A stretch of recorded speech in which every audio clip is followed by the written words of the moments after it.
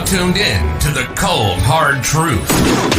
Cayman's #1 hard-hitting live podcast show, where we feature some straightforward conversations on political, social, and celebrity news and all things happening in the Cayman Islands and around the world. This show was created to give the people a voice and a means of being involved and informed without any filters. Sometimes it gets crazy, but we always keep it real. We bring you the tea, piping hot, so grab your favorite beverage and join the conversation via WhatsApp at 324-1612. Email tips at CaymanMarlRoad.com. Now, here's your host, Sandy Hill, broadcasting live from the beautiful Cayman Islands.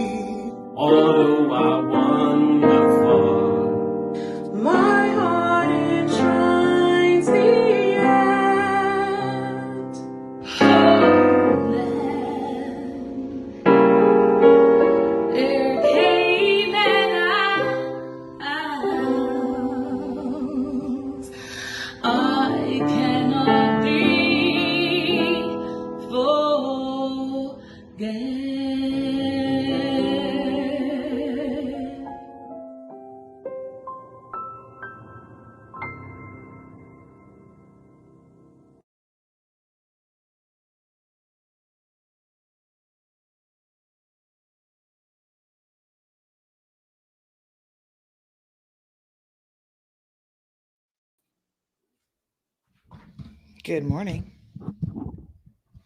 Buenos dias.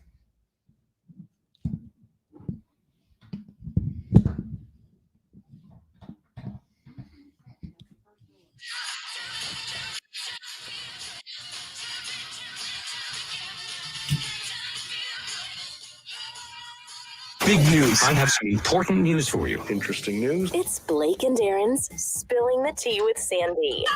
Cayman's top news headlines of the day from CMR. Morning, Sandy.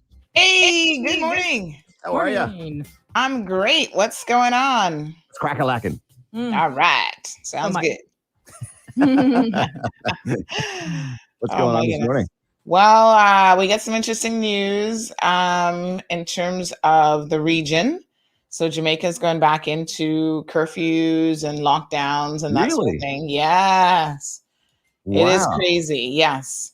Because of COVID, obviously. Yeah. It started yesterday. Like, they were not kidding when they said we're going to go into lockdown immediately. Do you know how many cases and what's going on? Is it just like hospitals or? They've had a resurgence in cases over the last couple of weeks. I'm just trying to see what we're looking at here. I don't have the exact figures. I'd have to look them up. But yeah, they've had a resurgence because of the Delta, of course, variant, which has got everybody in pins and needles. Yeah. So essentially, they're doing curfews from like 8 o'clock at night. Wow. See, we don't have that. And that's an island that parties all night long. So, you know. The U.S. is headed towards lockdown again. I mean, they've already mandated or suggested, rather, that masks be worn indoors again. Yeah. Yeah. So the CDC's definitely. So fighting over not wearing masks. It's like, give me and it's a people break. that should be wearing masks. Honestly, have you seen their faces? Aaron, be nice. No. So, congrats to Bermuda. They're the smallest country to ever win an Olympic gold. So Yeah, I that gives saw us that. hope. Are you That was serious? cool. Yeah. Yes. First time I since missed that like one. 1950 or 1970s In what? or something, or in 70s. She won it for the triathlon. So Wow. yeah. That's amazing. Yep. I think so too. We had, And she's 33 years old. It's not like she's Hmm. a 20 or 19-year-old because you expect them to kind of come out blazing. Yeah. So, Did she wear shorts and flip-flops and socks on the opening? She ran the whole thing barefoot.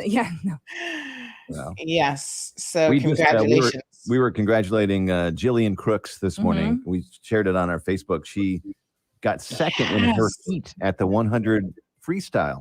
Absolutely. Awesome.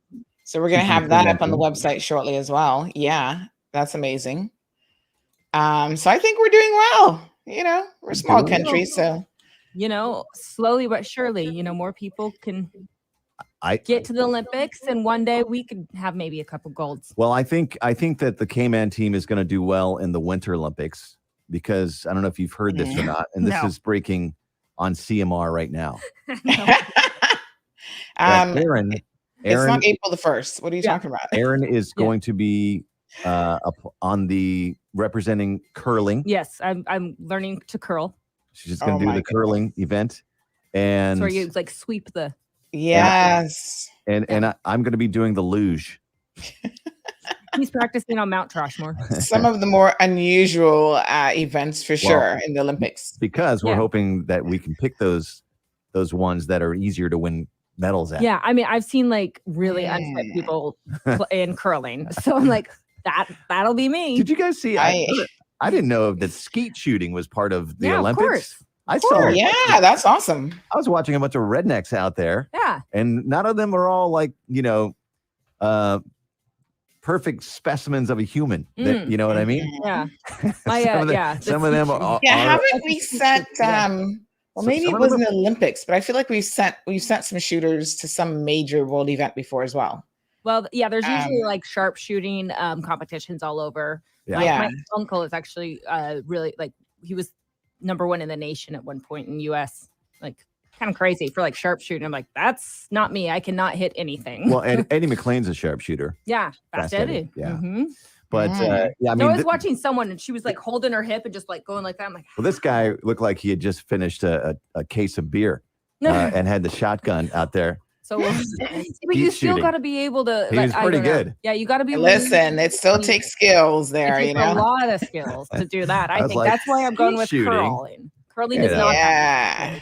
No, listen, I've I've been out there with the gun club before, and it's not as easy as it looks. I'm telling you. Same. Yeah. Yeah. Eddie used to give me some real good tips on it's everything. It's like, positioning of the gun, it's your stance, it's timing. It's just amazing. It takes a lot more skill, I think, than people recognize for sure. Breathing as well. Yeah. Yeah. And also don't let it kick back into your face. Yeah. Yeah. He's a buddy. Yeah, that's kind of important. Yeah. Anything else going Very important. Well, we kind of had an interesting story that we posted late last night. We cover quite a few court things, and there's sort of unusual things that come up in court all the time, and this one really stood out. So Dante Ramon claims that he was kidnapped after he was found with his ankle bracelet cut off, because you can't cut your ankle bracelet off. Okay. So he said that some guys kidnapped him. And they were questioning him. They took him in a van. Like, it sounded like something straight out of a movie. So they were questioning him over the Vic's Bar murder. So he picked the most sensational thing that someone could kidnap you over. Yeah. And said that they kidnapped him and were questioning him about that. So I thought that was a bit interesting. Did he not report that they had kidnapped him after being released, or the cops came to find him? Why was he? That's where the story gets interesting, because obviously his attorney is just relaying what he told her to the judge. Oh, okay. And she said he said. So now it's like the real moral that he had reported it to the police, but there was no evidence presented to the judge. I'm just gonna make a point though. if I were a kidnapper and I kidnapped somebody that had an ankle, you would definitely cut it off, right? I would cut it off. Well, I mean, obviously it's got GPS on it. Yeah. They're gonna be able to find the guy easily. If you were the ankle monitor owner, wouldn't you go after being released directly to the cops? So that's where, because you don't want to get in trouble for that. Well, of course. Yeah. Anyway. And then, and the timing of it is kind of stupid too, because they cut it off before they released him. Wouldn't they cut it off before they took you? Because now the police know exactly where they took you. That's what I'm saying. Yeah. Well, okay. Not everybody's a smart criminal. I'm just saying if I were the kidnapper, you'd be a smart criminal. I would be a smart criminal. Yeah. Yeah. And I would probably smash it. What did they find? So maybe you're smart enough. Did they find the bracelet? I don't think so. I mean, they didn't really say. But listen, when he said that, you know what the best response? I mean, I kind of chuckled in court. Like sometimes I have a moment, right? And the best response from the judge was like, "Well, in that case, the safest place for you to be is in prison." And I was like, "Yeah, wow. well, if they're after you, that is, yeah." The judge is like, "Watch this. I'm gonna make." Yes, that is definitely the safest place for him. Oh wow! So it didn't quite help. Yeah. Help the story. Crazy. No. All right. Well, you got to give them points for trying. That's for sure. Yeah. Definitely. Yeah. All right. So there you have it. Check out CMR right now with Sandy Hill kicking off, and we'll see you tomorrow. All right, guys. Fanciful story. Have a good one. See you later. So that was a bit of a classic, folks. Yeah. Good morning, Miss Morna, Irvlyn, Marshall, Purple Rain. Anybody believe that story? I mean, when you hear that, do you go, yeah, that sounds believable? Good morning, Miss Rosemary. Elizabeth is here. Larry joining us from New York. Chanel, thank you so much, Chanel. Colin, good morning. Good morning. Miss Alice and Perla, Olivia, Gracian is here. Carol says vaccinations, workplaces that are struggling like BVI, Jamaica, USA, Australia have low vaccination rates. Cases and hospitalizations falling in the UK. Oh, I have something about that. Boris Yeltsin is actually saying this morning, don't read too much into that. So yeah. Miss Judy, Emma, Gladys, Purple Rain says report it so he can get shot.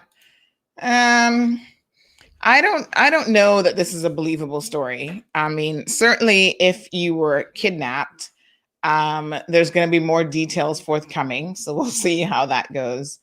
I don't think even the attorney who was sharing the story believed the story. Let's just be really honest here. I think she was kind of like, no.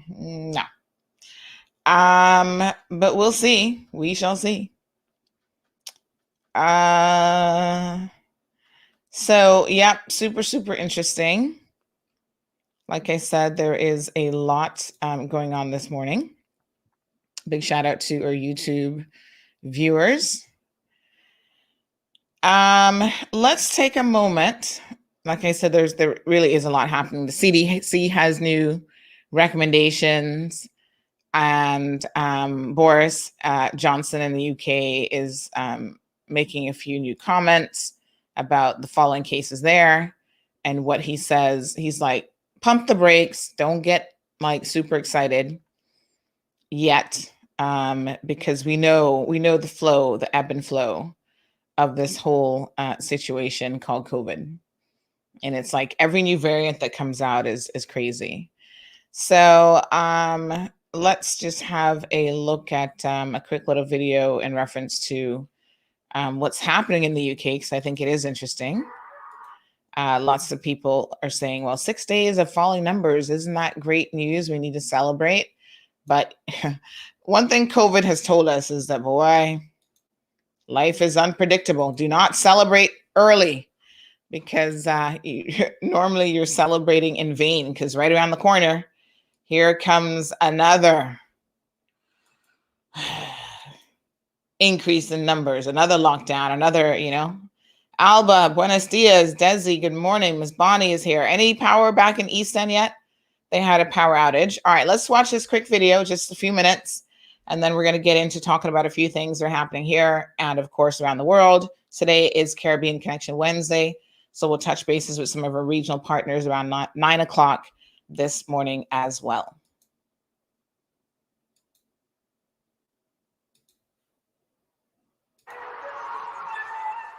It was 4 weeks when football lifted the spirits of the nation, but our joyful participation in the Euros is being posited as one of the reasons England might have seen such a surge in COVID cases in July. With the Euros over and schools shut, cases have now fallen for the 6th consecutive day, which would give us something else to celebrate.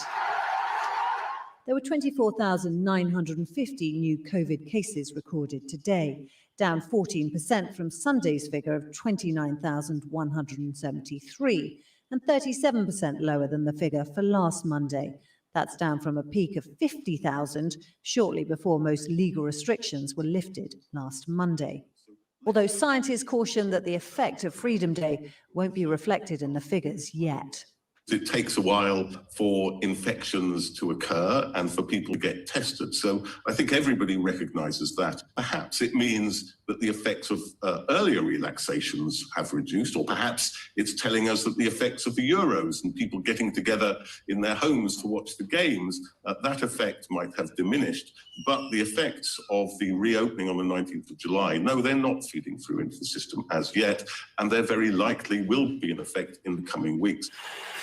What hasn't been coming down is the number of people being pinged and asked to self-isolate. This food distribution company already have workplace testing, and their staff should qualify for the government's exemption from isolating, but they've yet to be told how it will work. I think the government have handled this part of the virus poorly. We're just in the dark. We're still in the dark. They're speaking and saying they're going to do something, but they're not actually acting quick enough and doing it. We've waited a whole week now for something to happen, and we've still not got it. It might not be working well yet, but today the government announced it's expanding the scheme to over 1,200 other workplaces. So some prison and defence staff, refuse collectors, vets, telecoms, energy and drug companies will join the list that includes staff in all these sectors who don't have to isolate if they're tested daily.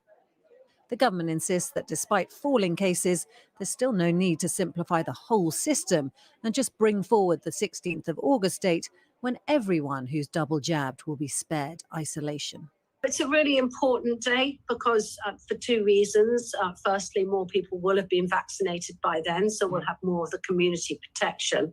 But also, we will have had that fire break since the end of the school term, so there'll have been less of that mixing in schools and less community transmission. When England lifted its restrictions while cases were rising, much of the rest of the world looked on with concern. The latest data will have given the government hope, but it's too early yet to say that their gamble has paid off.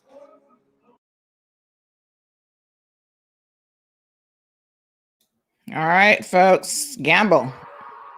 That's what it is these days. And it's, we're going to be there in due course where we're going to be gambling as well. There are absolutely no guarantees, folks, and how any of this will play out. Even if we get to 80%, which I don't think that we will, I think we're going to get to about 75%. And then the government is going to have to make a judgment call and say, you know what, we're at 75%, close enough. Let's just go for it and start with that reopen plan.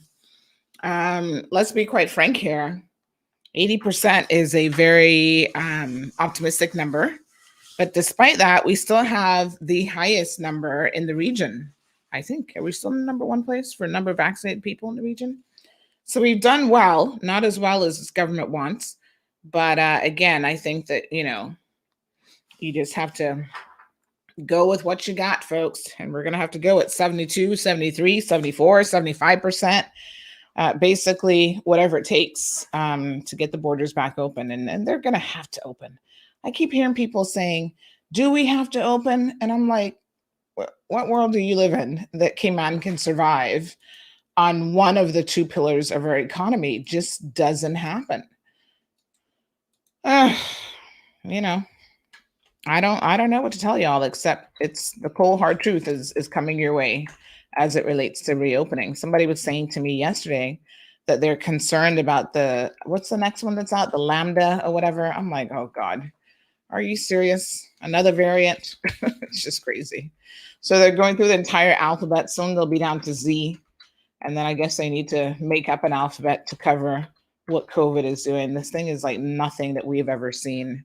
And that is certainly one of the more interesting things to say about the situation. So we shall stay the course, remain somewhat optimistic. Let me just see if I can get the Instagram folks in on the feed. So a couple things. Of course, we're covering Olympic news this morning. We're keeping an eye on how our Olympians are doing. So big shout out to this young lady, Miss Jillian. Let me just see if I've got her photo here. We can show her and how well she has done. So we've got some numbers. Give me 1 second here. Beautiful job. Well done.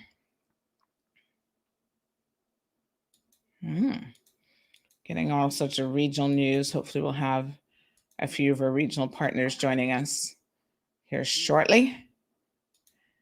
So again, 15 years old. Wow. This is phenomenal, without a doubt. She has performed extremely well in her heats, putting Cayman on the map for her performance. So give me 1 second here, and I'm going to pull this up so you guys can see the good news. Here we go.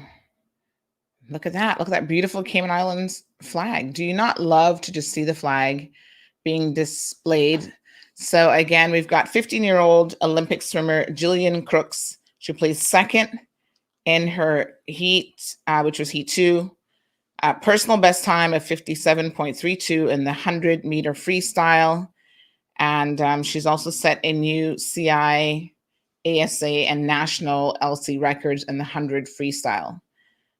She's not going to advance to the semifinals, but nonetheless, this is still an amazing accomplishment for a 15-year-old. I mean, especially a 15-year-old. So well done, young lady. I see obviously only bright things in your future. So yeah, this is amazing. I love it. Love the good positive news, folks.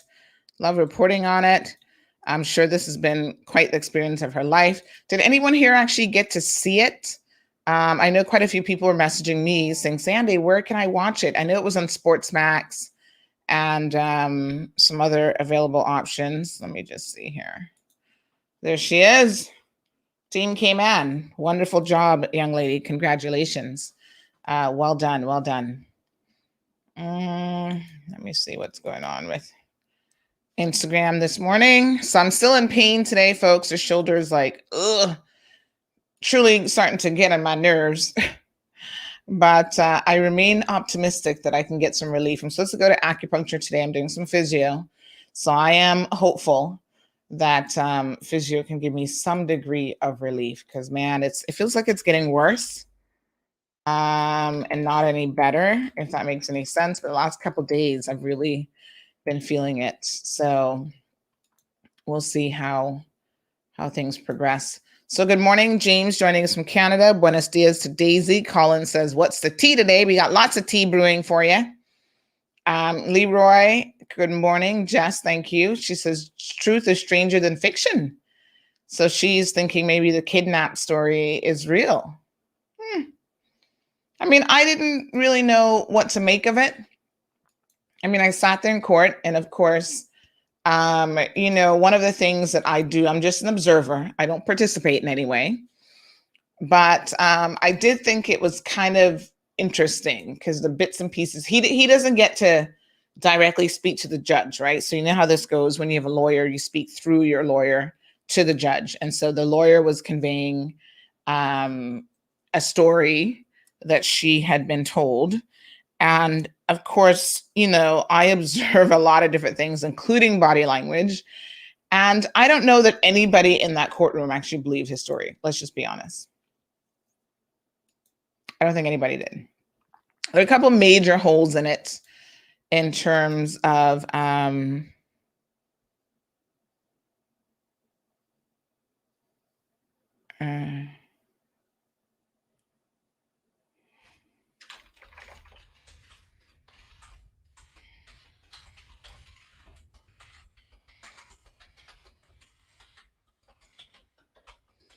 Yeah. So,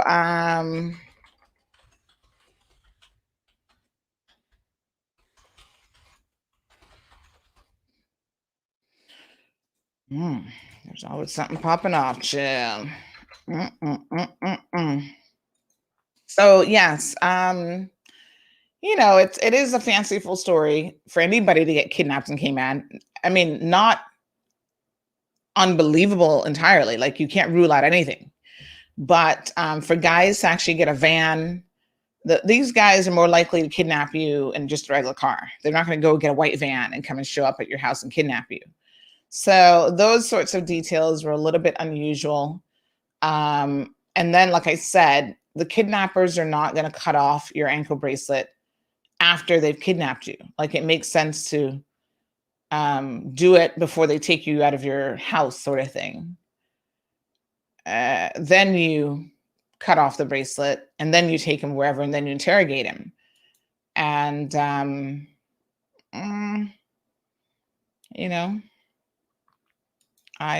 I don't know what to make of the story. It's just like, but the judge said regardless, she wasn't going to, he said that the matter had been reported to the police. There was no independent verification of that. But she said, you know what, at the end of the day, the safest place for you to be is prison. Like if this story was meant to get you out of prison, that certainly didn't work. So Jadante, good luck. Young man, he's actually facing burglary charges, and that's why he's actually wearing an ankle bracelet.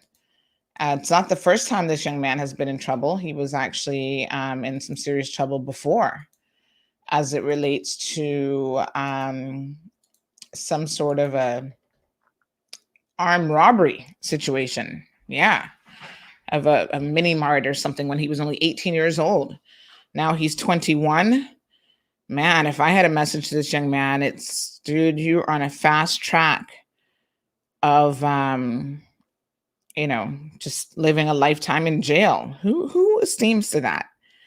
Surely that can't be what you want for your life, or worse, because he's talking about people already kidnapping him, asking him about his involvement in a very serious situation. If that is the case, let me tell you, you probably got more problems than Quaker has oats. And so what I would suggest is you try to get it together in a quick hurry, because this isn't where you'd want your life to end up, with kidnappings. And if they kidnapped you this time and they let you go, I don't know what's going to happen the next time, young man, but as a judge said, your safest place right now is probably in jail. And I do think that sometimes even people that they suspect are involved in these things, I believe that sometimes they legit arrest them. Yes, they think obviously they have some involvement, whatever, but they also understand the necessity to just get people off the streets. So you arrest them for the safety of the community, but you also are doing them a favor, because the quicker you get them off the streets, probably the less likely their own lives are in jeopardy. So thank you, Perla, about my shoulder. I mean, it's literally like one little area that I can feel, but it impacts this entire side, which starts to impact everything else.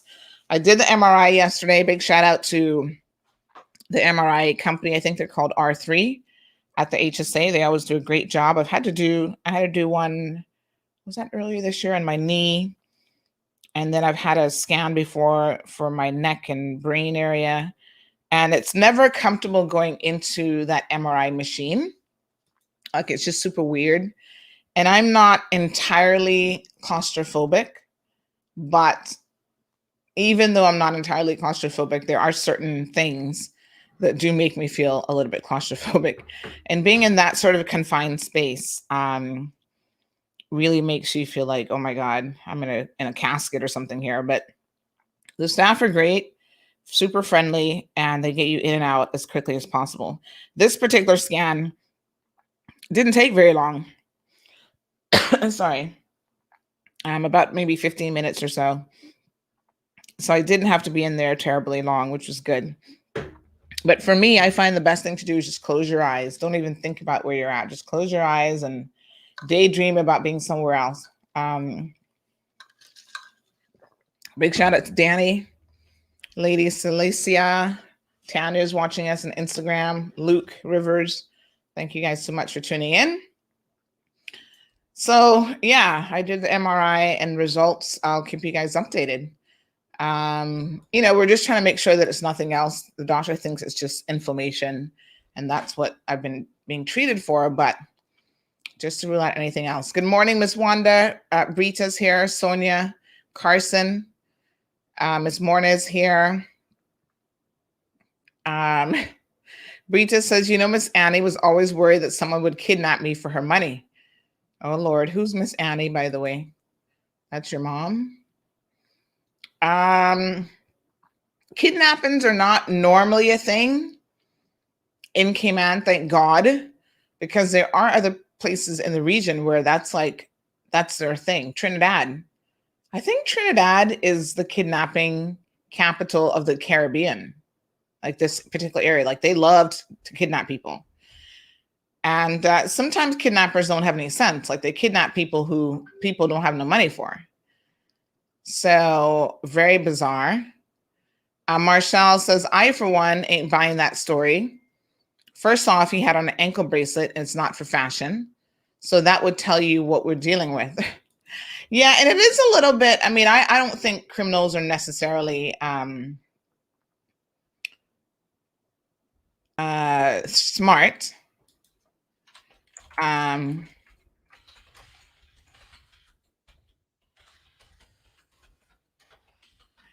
But, I suppose at the end of the day, it doesn't make any sense. Like, why would you go kidnap someone that has an ankle bracelet on? That would be the first question. I'd be like, this is like a case of Dumb and Dumber. Like, criminals would have to be really dumb to target and kidnap someone with an ankle bracelet. I don't know.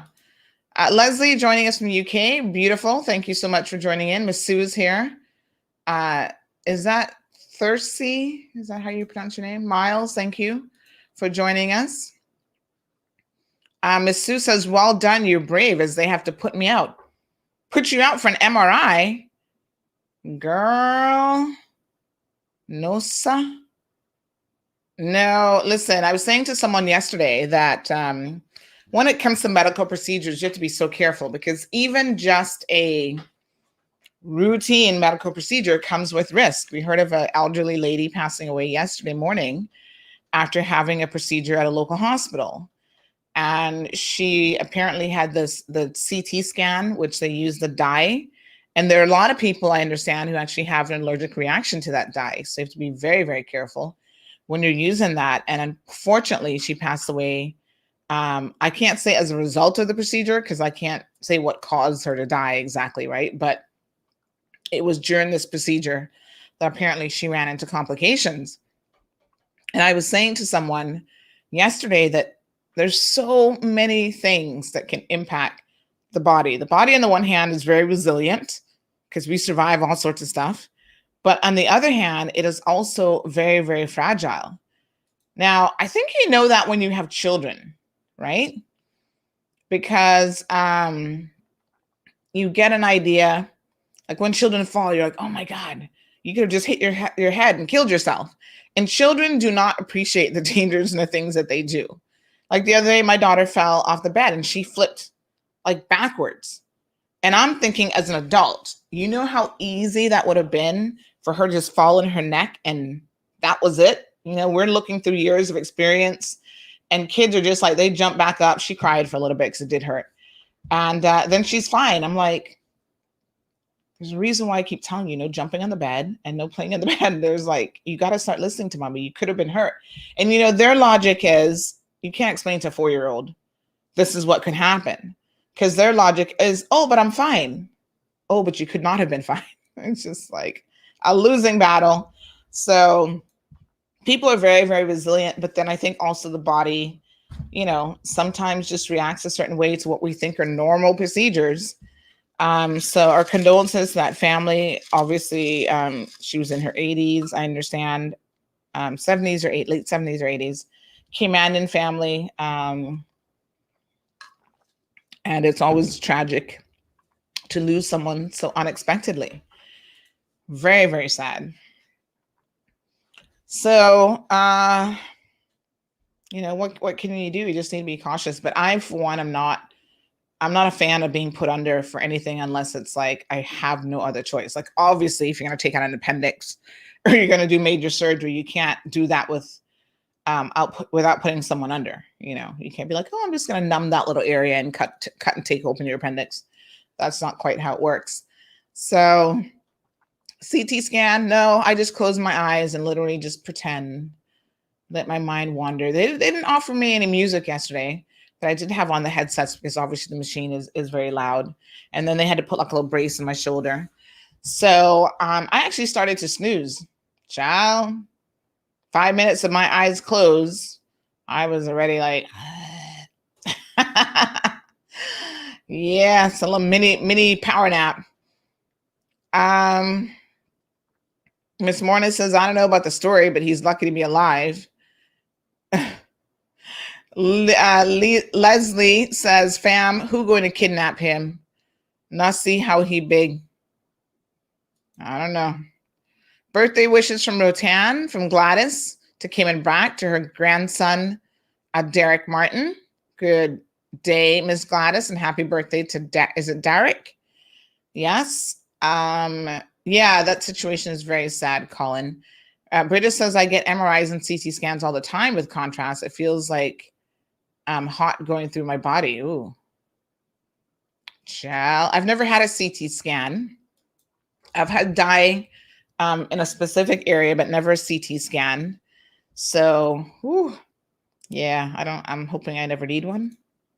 Hopefully, I don't know. Miss Juanita says, Sandy, hope you feel better soon. I don't like doing it either. Didn't they put music on for you? I'm afraid to. Oh my God, my condolences to the family of the lady who died yesterday. Yeah, a very sad situation for sure. We had 2 deaths this week that were really sad. One gentleman, I understand, he worked for MRCU, and apparently he fell. This is what I'm telling you, like, life is so weird and the body is so weird, but apparently he fell at some hotel in East End while on staycation. And it's just crazy. And then he passed away, this week. Young Colin, he's only 16 years old, wants to know, what is a CT scan? So basically, Colin, a CT scan is an X-ray image that they use. And how they get it is they actually put this dye. Again, I'm not a doctor, but what they do is they actually put this dye in your, does it actually go into your, where's my doctor friends here? Does it actually go into your veins? Hold on. So it's a medical imaging technology or technique used in radiology to get images of the body non-invasively, they say, for diagnostic purposes. CT scans use a rotating X-ray tube and a row of detectors placed in the gantry to measure X-ray attenuations, blah, blah, blah. But are there different types of CT scans? Because this particular one, so it says that sometimes it's used with patients with metallic implants or pacemakers where an MRI is not possible.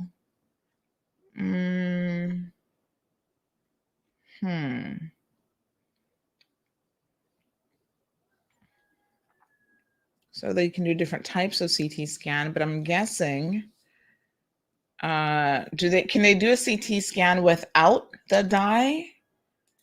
Let's see. With contrast, I bet you that's what the dye is. Yes, that makes sense. All right, yes, here we go. This is the exact procedure that she would have had, more or less. A special dye called contrast material is needed for some CT scans to help highlight the areas of your body being scanned. The contrast material blocks X-rays and appears white on images, which can help emphasize blood vessels, intestines, and other structures. Contrast material might be given to you by mouth. How else is it given? By injection. So they'll inject it into a vein in your arm to help your gallbladder, urinary tract, liver, or blood vessels stand out on images. You may experience a feeling of warmth during the injection or a metallic taste in your mouth. And they might do it by an enema. Ooh, honey, yeah, let's not go through that route. A contrast material may be inserted in your rectum to help visualize your intestines. This procedure can make you feel bloated and uncomfortable. I'm sure that is an understatement, but anyway. Yes. So they claim that CT scans are painless and with your machines take only a few minutes. But, you know, the total procedure, I think by the time they get the dye in you is about 30 minutes. And yeah, you know, there can be complications, like I said, from anything. Sometimes it's just stressing the body out and you go into a cardiac situation. There have been people who've been put under for very, very simple things, dental procedures, and they just never came back out. Like they weren't able to bring them back out successfully, which is kind of crazy, right? JD says cameras caught a scrawny, dark-skinned dude with shoulder length blonde hair in my backyard at 3 a.m. a few months ago. Shouted and he bolted. You sure he big? No, he doesn't. Based on his photo, anyway, I don't know this young man. Based on his photo and what I saw in court, he's a really scrawny guy. He's not big at all. So, oh, you're thinking that might be him, JD? Call the police and see if he was wearing an ankle bracelet at the time. Yes, thank you, Britta. She says the CT scans go down exactly like an MRI. The machines look the same. El Ray says, yep, they use your brain. Welcome, Miss Gladys.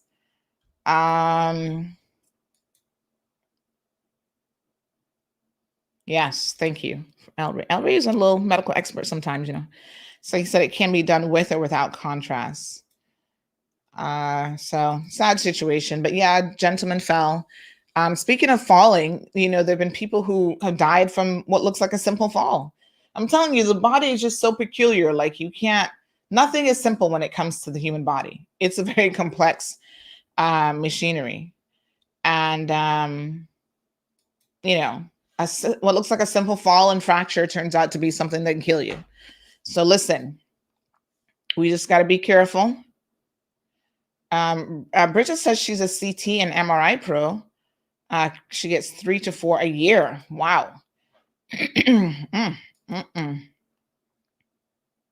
Whoa.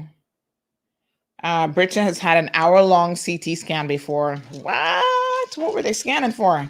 First without contrast and then with, and she got an IV for hers. Colin needs a full lesson today. So he's like, Colin says, so what's acupuncture and why are you puncturing your shoulder? Woo! Colin, let me explain to you a little bit about what acupuncture is. Now, there are different types of acupuncture, by the way.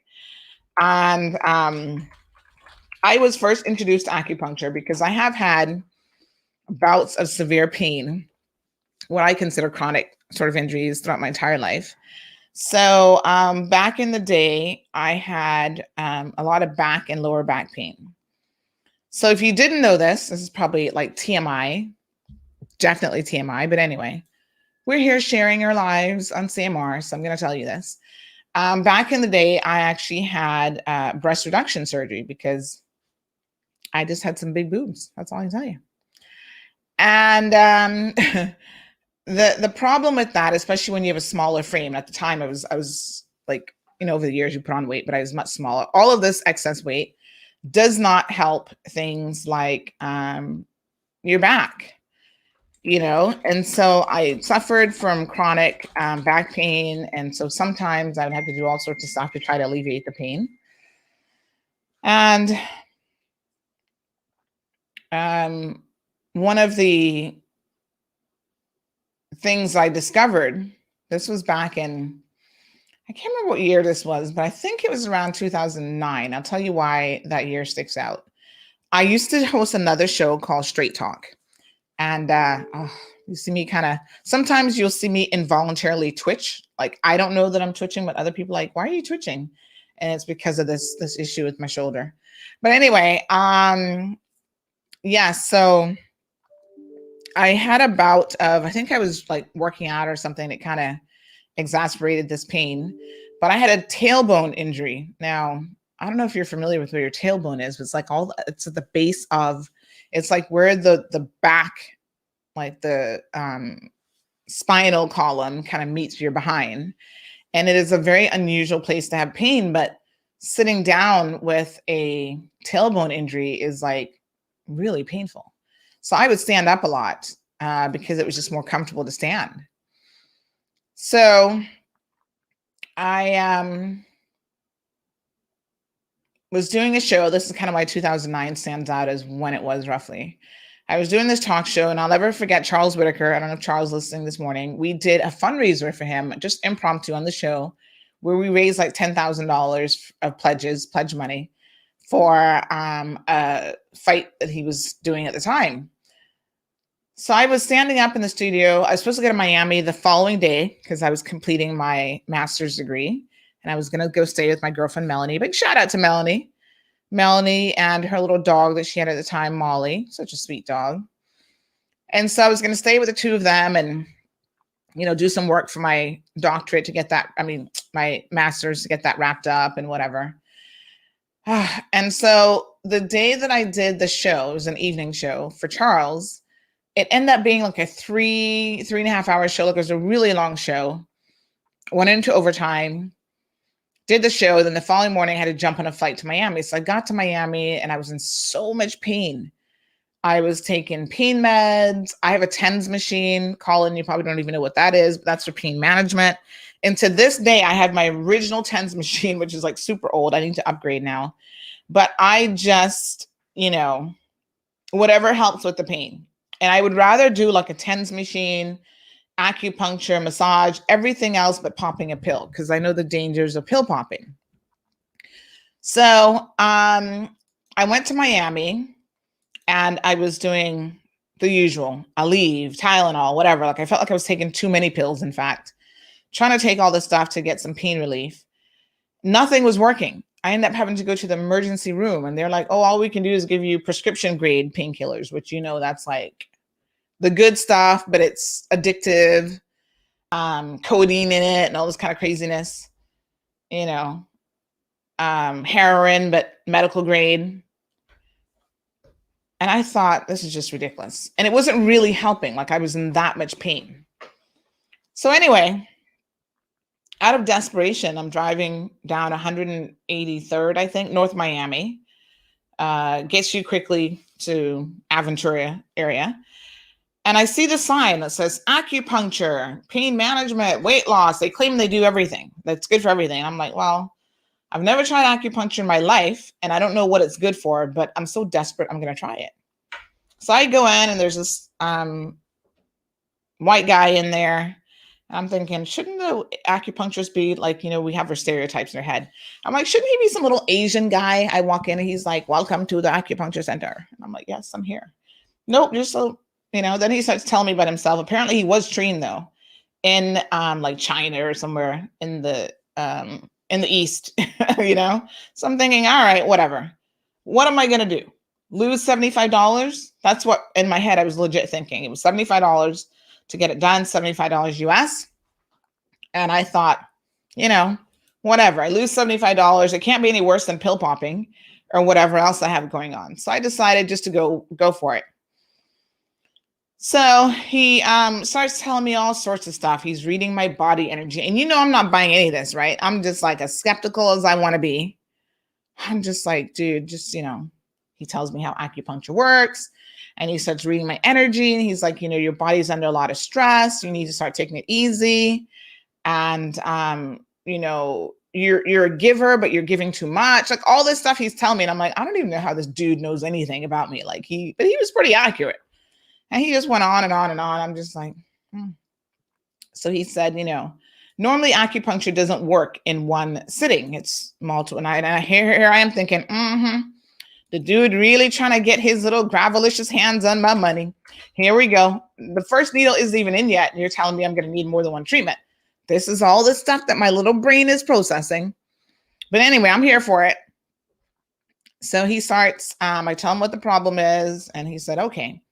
But he starts putting needles in areas that have nothing to do with where the problem is. I'm thinking, shouldn't you put a needle right where I'm having pain? And he's like, no, that's not exactly how acupuncture works. And I was like, all right, well, you're the expert. I'm just here along for the ride. And someday this will probably be a story. So he does this thing. And let me tell you how much pain I was in. To put this in context, right? In the rental car, I couldn't lift my own leg. Now, I don't know if you've ever been in a position where you get in a car and you can't put your own leg in a car, but that's what I was dealing with. And it was super painful. So I literally had to take my hands, lift my own leg with my hands and put it in the car. Because I didn't even have the mobility, because I was in such excruciating pain, to move my own legs in the car. That's how crazy it was. So I do the acupuncture segment. It's about 45 minutes, an hour.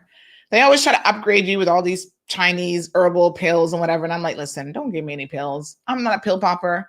I'm not going to take them. I'm just going to waste my money.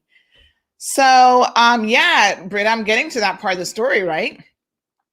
So, no, not before he knew the problem. He was saying that it takes more than one treatment to get a resolution, to get pain and relief. And I'm like, So anyway, I do it. And I said, listen, I don't live in Miami, so I don't know when I'll be back to get all these other treatments that you're talking about.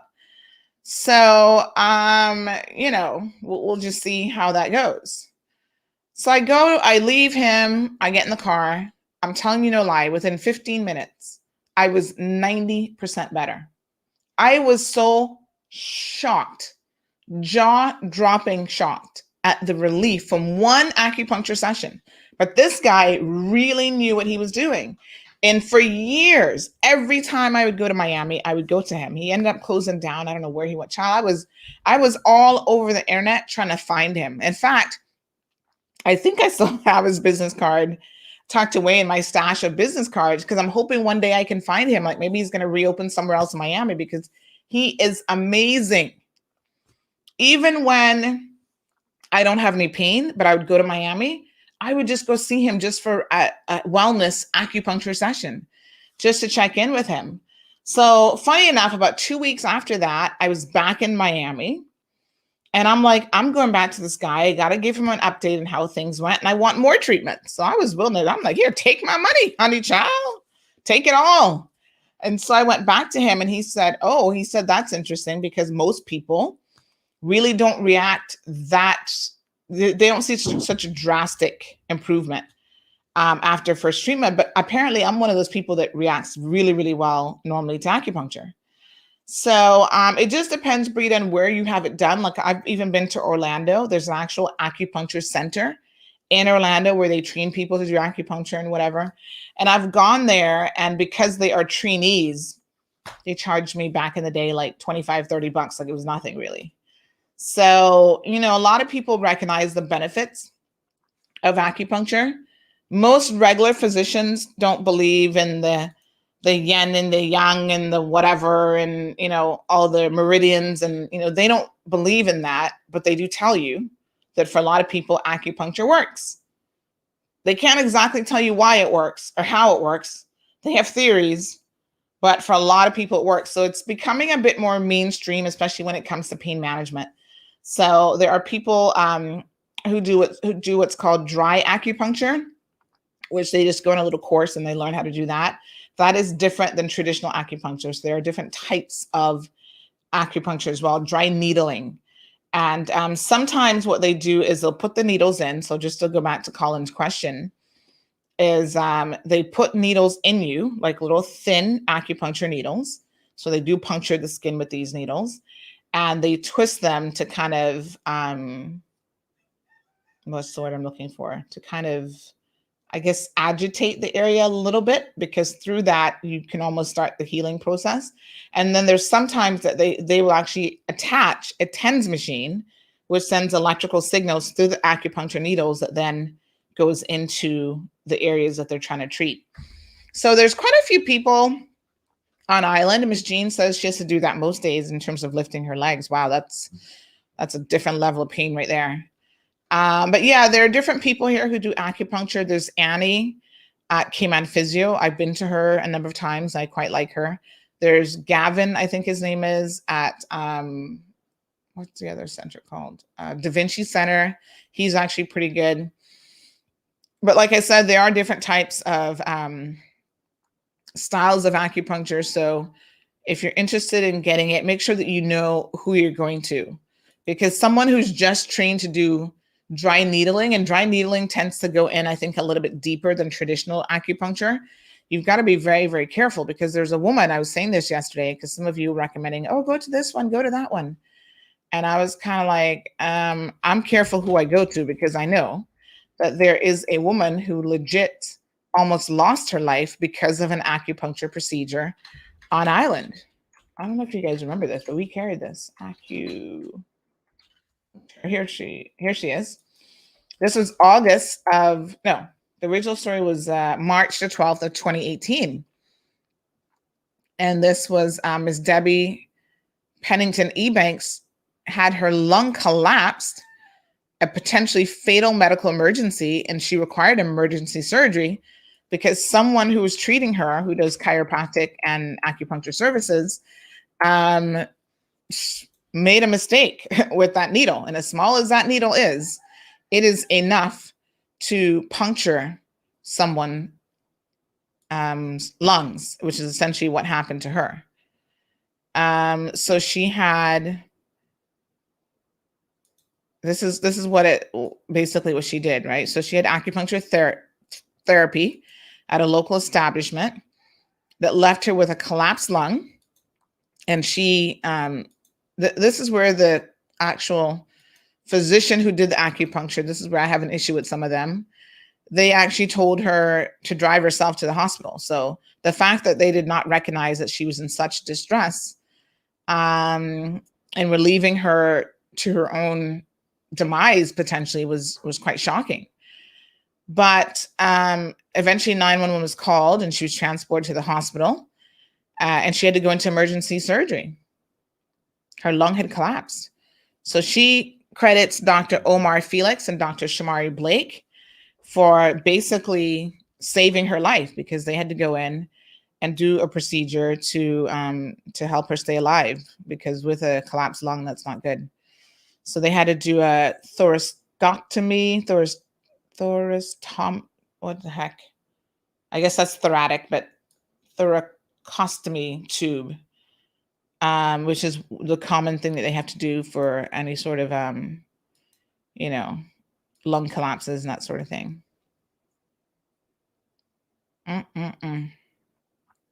What a mess. So they say that it is unusual for it to happen during an acupuncture procedure, but it can also rapidly become fatal. So very, very crazy situation. But yeah, you got to be careful at the end of the day, who you're allowing to do such procedures, because, for example, one of the things, this is why I got to get me some food at some point today. I think my physio appointment's at 12, but you have to eat before, especially dry needling. It's highly recommended that you eat beforehand, because acupuncture can cause, I don't know if it causes exactly your blood sugar to drop or what it does, but if you don't eat, if you go in and have it done on an empty stomach, you can actually literally pass out. So they don't recommend that you do that. They recommend that you have some food in your system. So it kind of forces me to have breakfast. But yeah, check out acupuncture. It's still considered alternative medicine. For me, I find that it works. Even if it's just through stimulation of certain areas, it works. And my guy back in Miami, going back to him, he was so incredibly proficient at what he did that, you tell him you got a pain here on the side and he's treating something in your arm and your leg for that pain. And I'm just like, how is that connected? But the body, everything is connected. It's like your lymphatic system. If you don't know anything about your lymphatic system, read up on it because everything is connected one way or the other. So it's like, oh, I got neck pain. He's like, okay, I'm putting needles in your head. I'm like, huh? But he was good. I must say he was the best. Gavin's no longer here. Really? Oh, darn. Thanks for that, Jonathan. I had no idea. I hadn't been to him in a minute, but wow. I didn't know that. Oh, Britta says she's had a lung collapse twice. Wow. Oh my gosh. Yeah, that's crazy. Punctured her lung, basically. Yeah. Oh, Ray says, what were they using? A javelin? No, honey child. It does not take much, apparently. You can go too deep. And people think, well, how does that happen? Like the lungs are way in, like you got to go through the skin. And listen, I don't know the medical logistics of it, but apparently that little needle, if it's positioned just in the wrong place, it doesn't take much for something to go wrong. So they can pretty much do acupuncture all over the place, in your hand, your feet, even your face and stuff.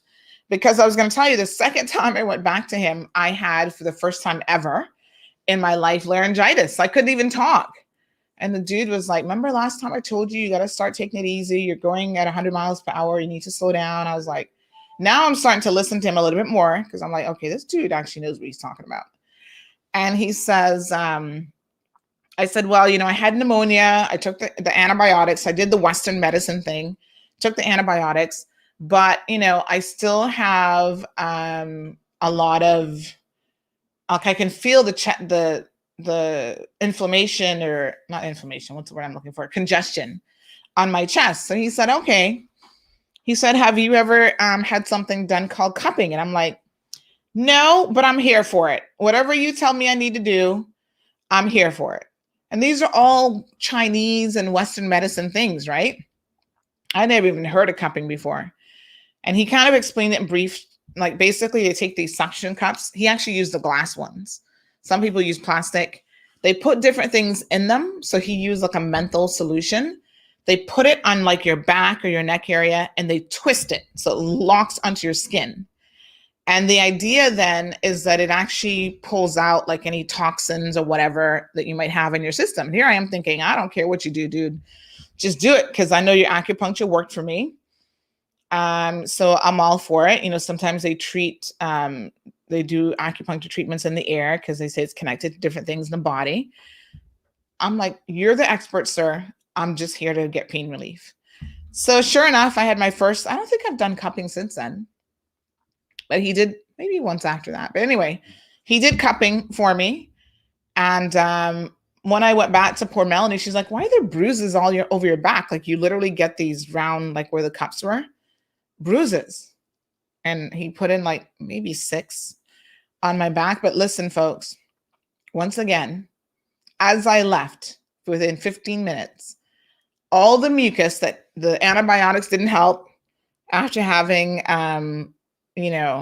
pneumonia, whatever the heck it was, and then laryngitis, voice gone. His cupping made me bring it all up. Not a pleasant concept, but it worked.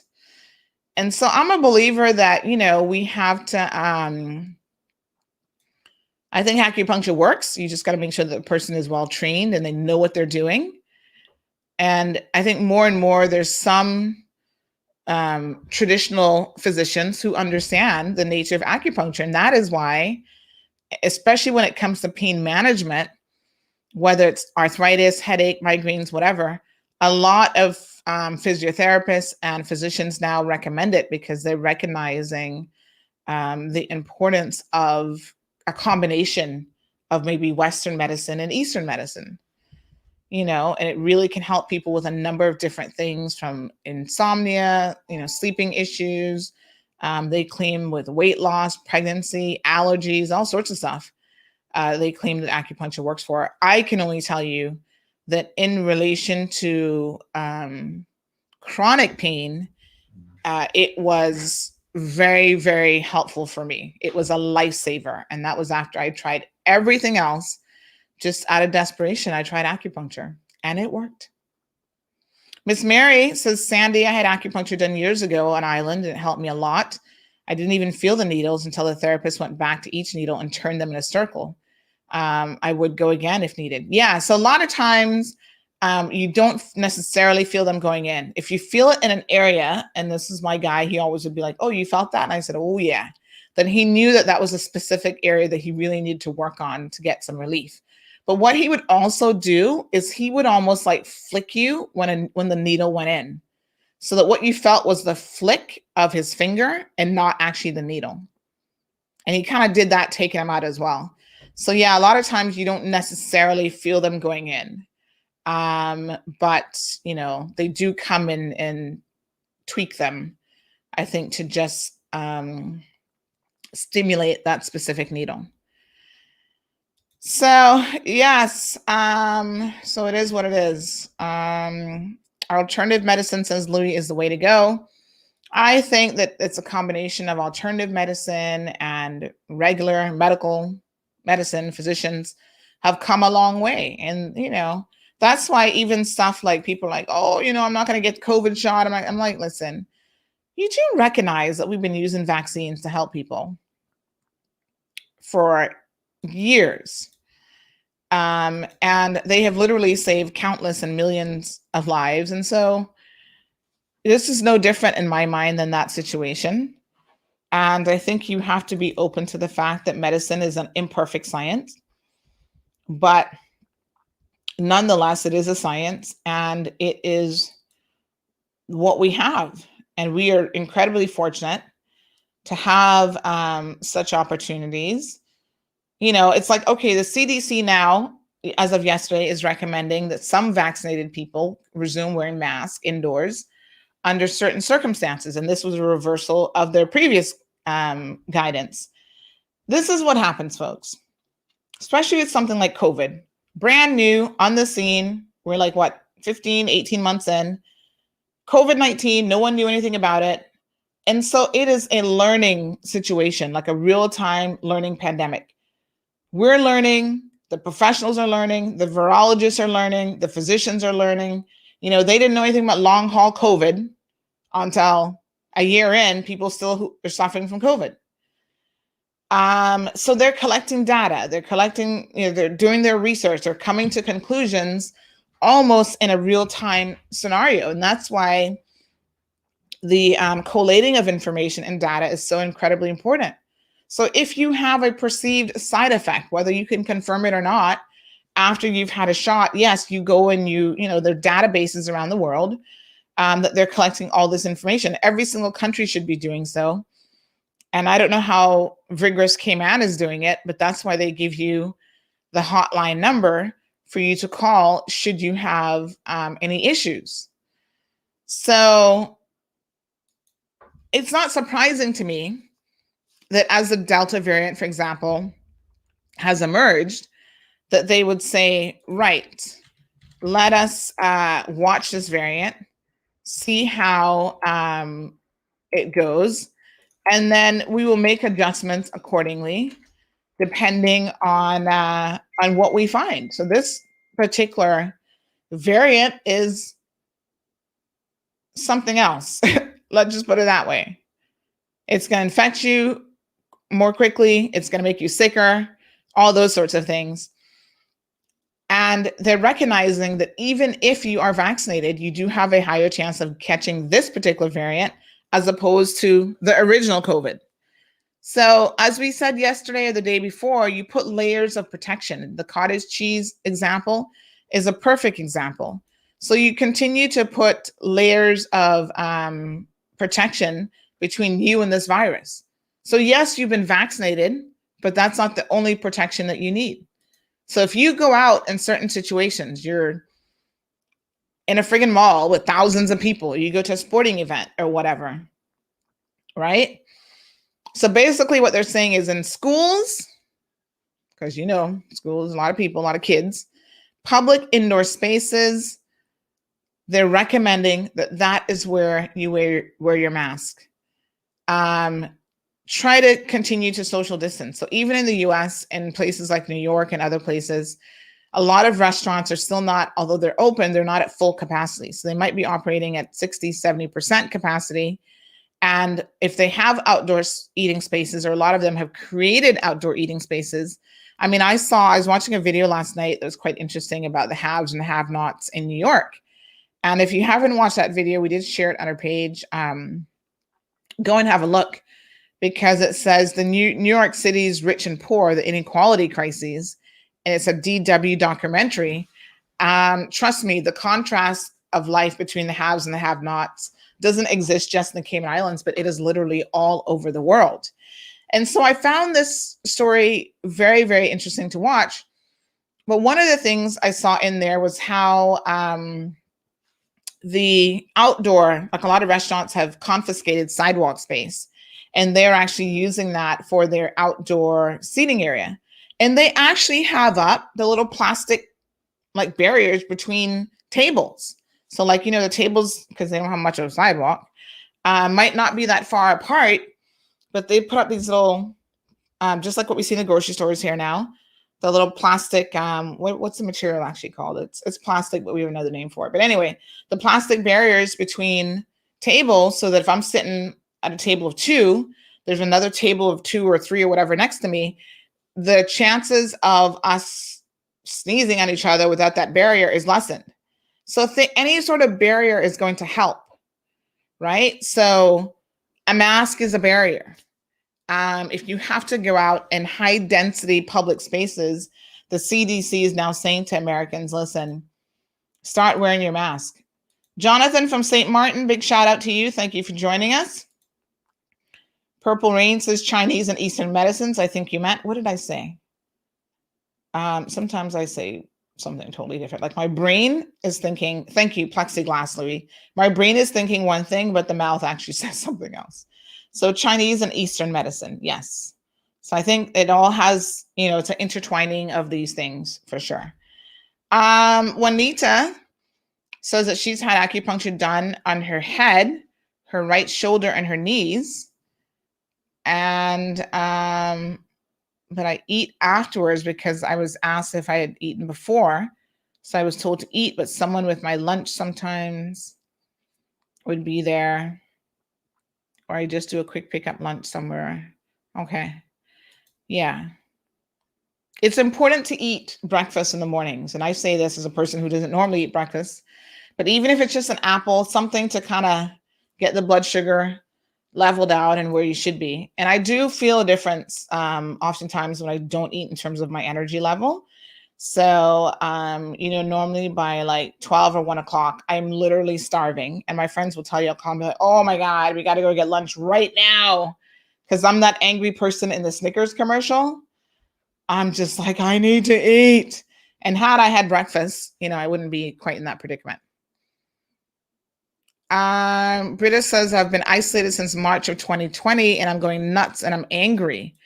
Britta, it's interesting that you say that because there's a whole thing now. It was actually, let me see if I can find this, but there was a whole article. I think it was in New York Times. I can't say 100%, but there was a whole article about this new pandemic of anger, actually, as a result of COVID. So there are a lot of people, my dear friend, who are feeling that sense of anger. Mental health issues are obviously up as a result of COVID as well. And you know what a lot of people are feeling angry about? I'm just trying to see if I can actually find this article. I thought I posted it on the website, but maybe not on our Facebook page. But a lot of people are feeling angry that they're getting vaccinated. They're doing all the right stuff, but they're saying that other people are not. And that's making them angry. It is crazy. Florida staff at hospitals are saying, here's what Baptist Medical in Jacksonville, Tammy Daniel, who's a chief nursing officer, said that patients are coming in saying to her, if I get the vaccine now, could I not go on the ventilator? So they're begging for it. And of course, by that time, it's too late. So you can't get a vaccine.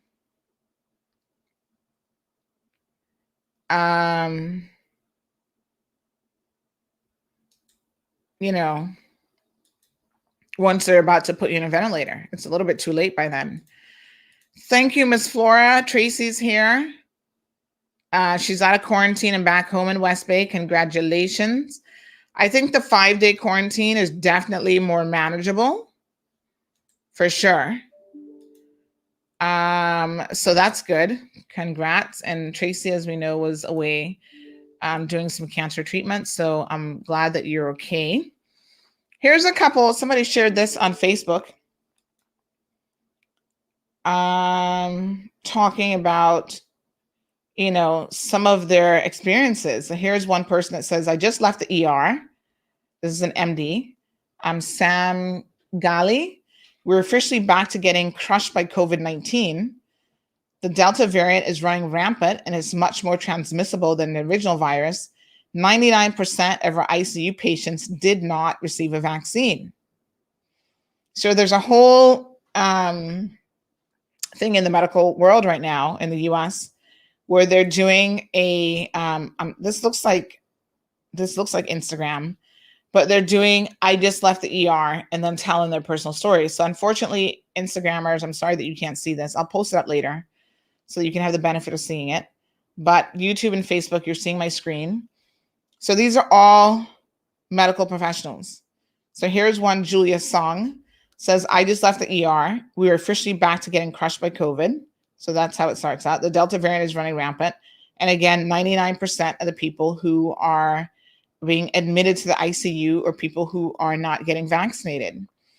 So, Britta, I sympathize with you. There is no doubt a situation. And the line that is being drawn between people who are getting COVID vaccines and those who are not, unfortunately, is becoming more and more obvious. Yesterday, it was announced that President Joe Biden is actually thinking of making it mandatory for certain workers. Let me just see here, and I'm going to tell you what his recommendations are. So, you know, I know a couple of you were up in your arms about Al Thompson's telling people that they have to get vaccinated. This is going to be the norm, folks. It's been the norm at other places, other times in history. But, you know, so right now we have a COVID positive traveler in our hospital, by the way, in case you missed it. I'm still waiting on the people here to get back to me because I did ask some questions. Haven't received responses yet from them. Sometimes you're a little bit slow in responding, but we actually haven't put that story up because I was waiting on them to respond to my question.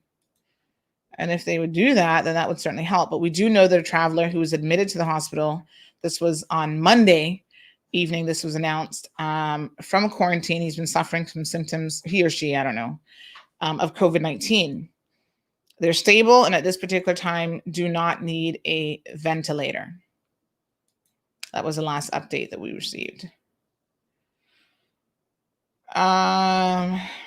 So at the FDA's urging, both Pfizer, BioNTech, and Moderna are going to start expanding their studies to include children ages 5 to 11 to see if they have any sort of, you know, impact from. So obviously they're doing their trials in different stages. So that's interesting. The US president mentioned that long COVID patients would be covered by federal disability laws, which is important because they've recognized that this long haul COVID is really a serious situation. So even if COVID doesn't kill you, it ends up making you a bit of a, you're going to have lifelong issues. And I was just talking about chronic pain. As someone who's, I wouldn't even say that my pain has been chronic because I know people in far worse situations. But what I would say is I have these flare-ups of chronic situations with my pain. And, you know, I know how that makes life sometimes very unbearable, but I still don't have a fraction of the pain that I know other people suffer with all the time. There's some people who have pain, not just in one shoulder, but all over their bodies. They suffer from, all sorts of things. So I remain ever thankful, but this ongoing requirement for people to get vaccinated. California is going to have new requirement will apply to roughly 246,000 public employees beginning in August 9th. So this is state employees and private healthcare workers in California have to be vaccinated or face at least weekly testing. And I think the suggestion from the president is somewhat in line with this. But Gavin Newsom, I think that's the governor of California, by the way, announced on Monday that California will have the strongest state vaccine verification system in the US. So I guess that's why they were added to our list recently, and will require state employees and healthcare workers to provide proof of vaccination or get tested regularly. He said, we're experiencing a pandemic of the unvaccinated, and everyone that can get vaccinated should. So he put that on his Twitter page the other day. And again, that announcement came just hours after Mayor Bill de Blasio of New York City announcing a similar vaccine mandate for all municipal workers, and that's going to take effect by the time schools open in mid-September. So he announced a vaccine requirement for public healthcare workers. And this is what they're doing to try to speed up the vaccination as the city is facing a third wave of coronavirus cases being driven by the Delta variant. And it's not just, folks, the Delta. It's not just a third wave. Some places are actually facing a fourth wave now. So this is going to apply in California to about 246,000 state employees and many more healthcare workers. And again, they're going to be doing this starting August the 2nd, this verification process. And, the healthcare workers, that goes into effect by August the 9th and no later than the 23rd of August is what they're saying. So more than 64% of California residents have received at least one dosage of the vaccine. But they're saying now that the speed of inoculation, just like in Cayman, it has slowed down. So they're thinking of ways to get those numbers up there. So at one point,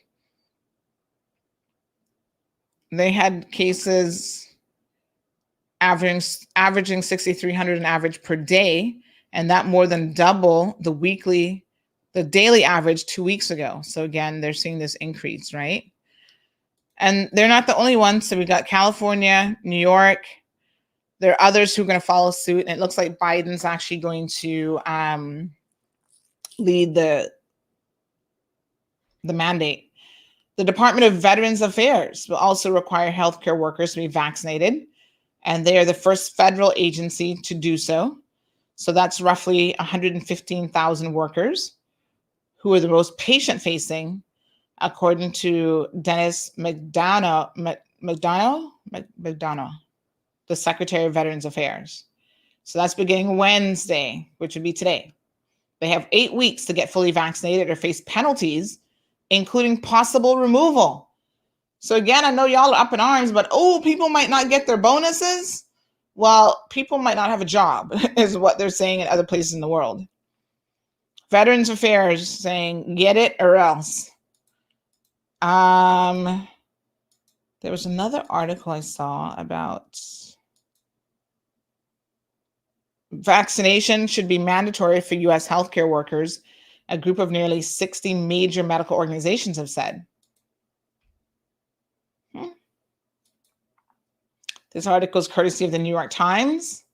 So a group of nearly 60 major medical organizations, including the American Medical Association and the American Nurses Association, called on Monday for mandatory vaccination for healthcare workers. So they are leading the charge, saying, let's just get this done.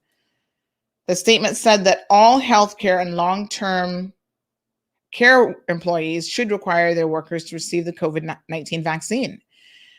According to one person, this is a doctor, I believe, this is a logical fulfillment of the ethical commitment of all healthcare workers to put patients as well as residents of long-term care facilities first and take all steps necessary to ensure their health and well-being.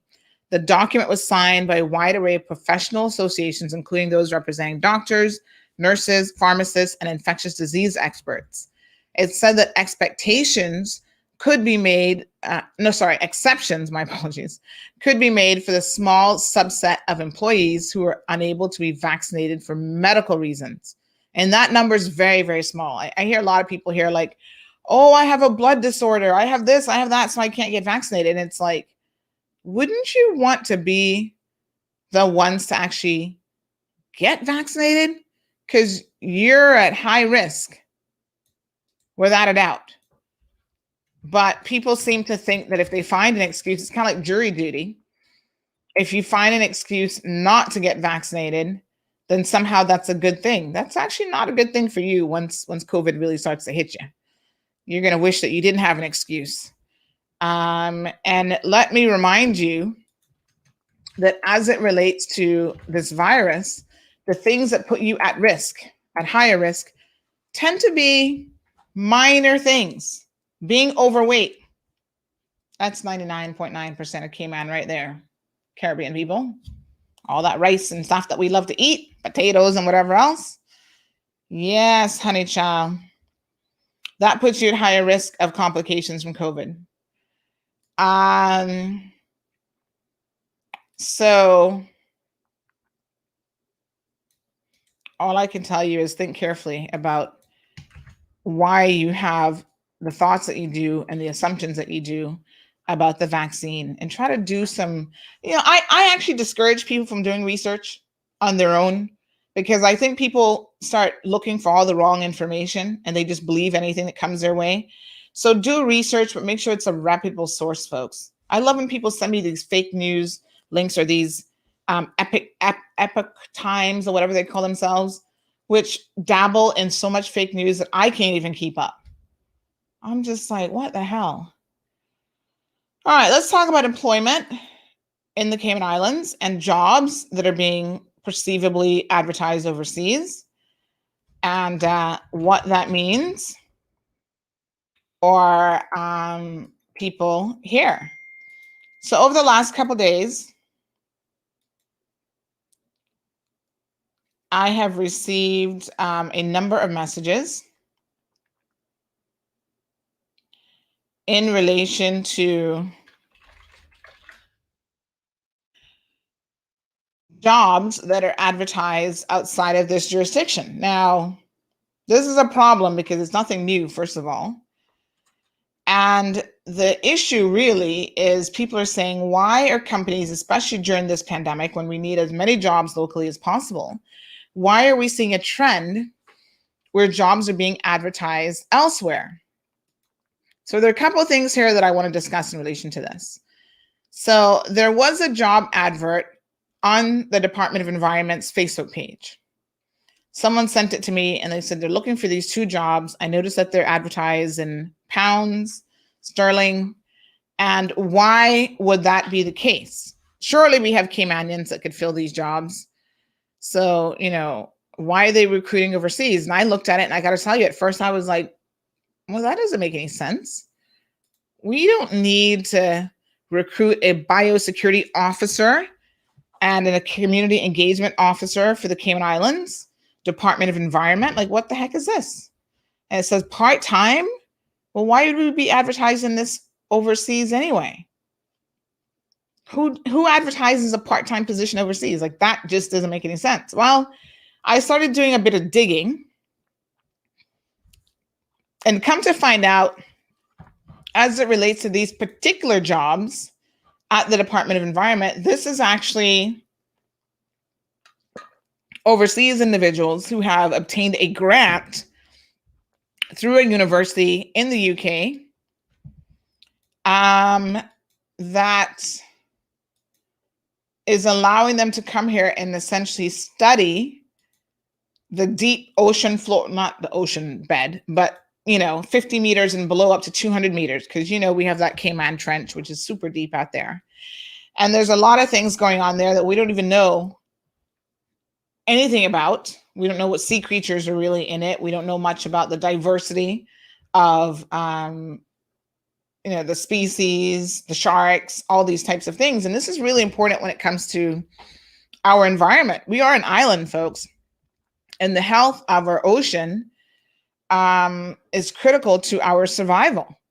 So those of you who are overfishing and killing off all the little fish, you want to pay attention to this. So marine conservation and protecting the environment is extremely important.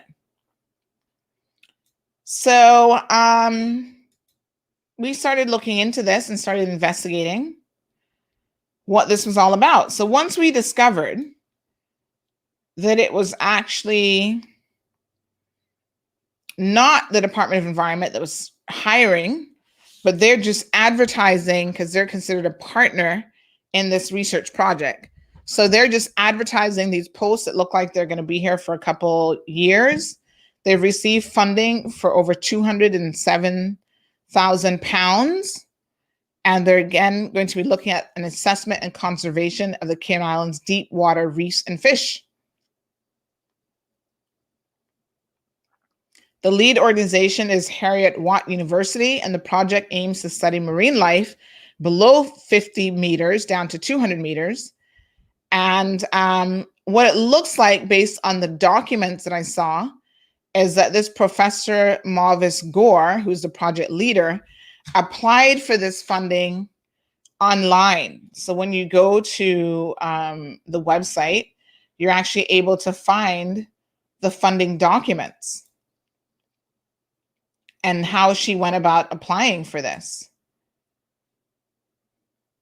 So it's super interesting for sure. It's done through this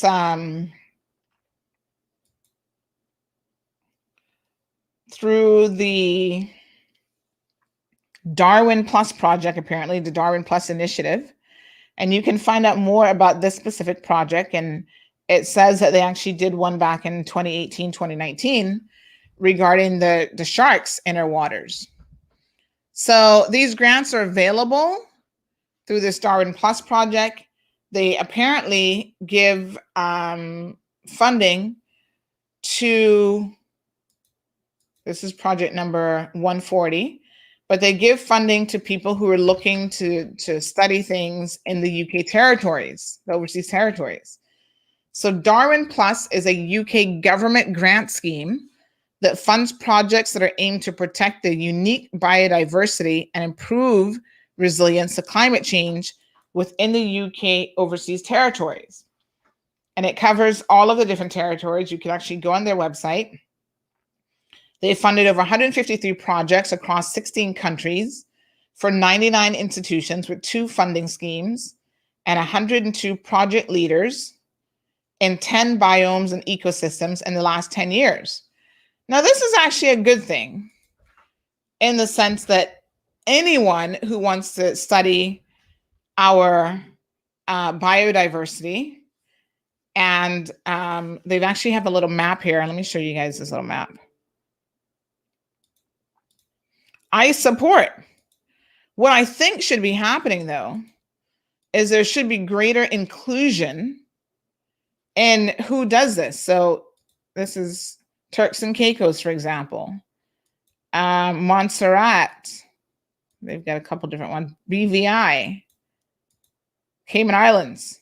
So find out about our 15 projects in the Cayman Islands. So they, according to them, have done some 15 projects in this jurisdiction dating back a number of years, looks like back to 2017, or no, beyond 2016. Dates 2016, 2013. So over a number of years.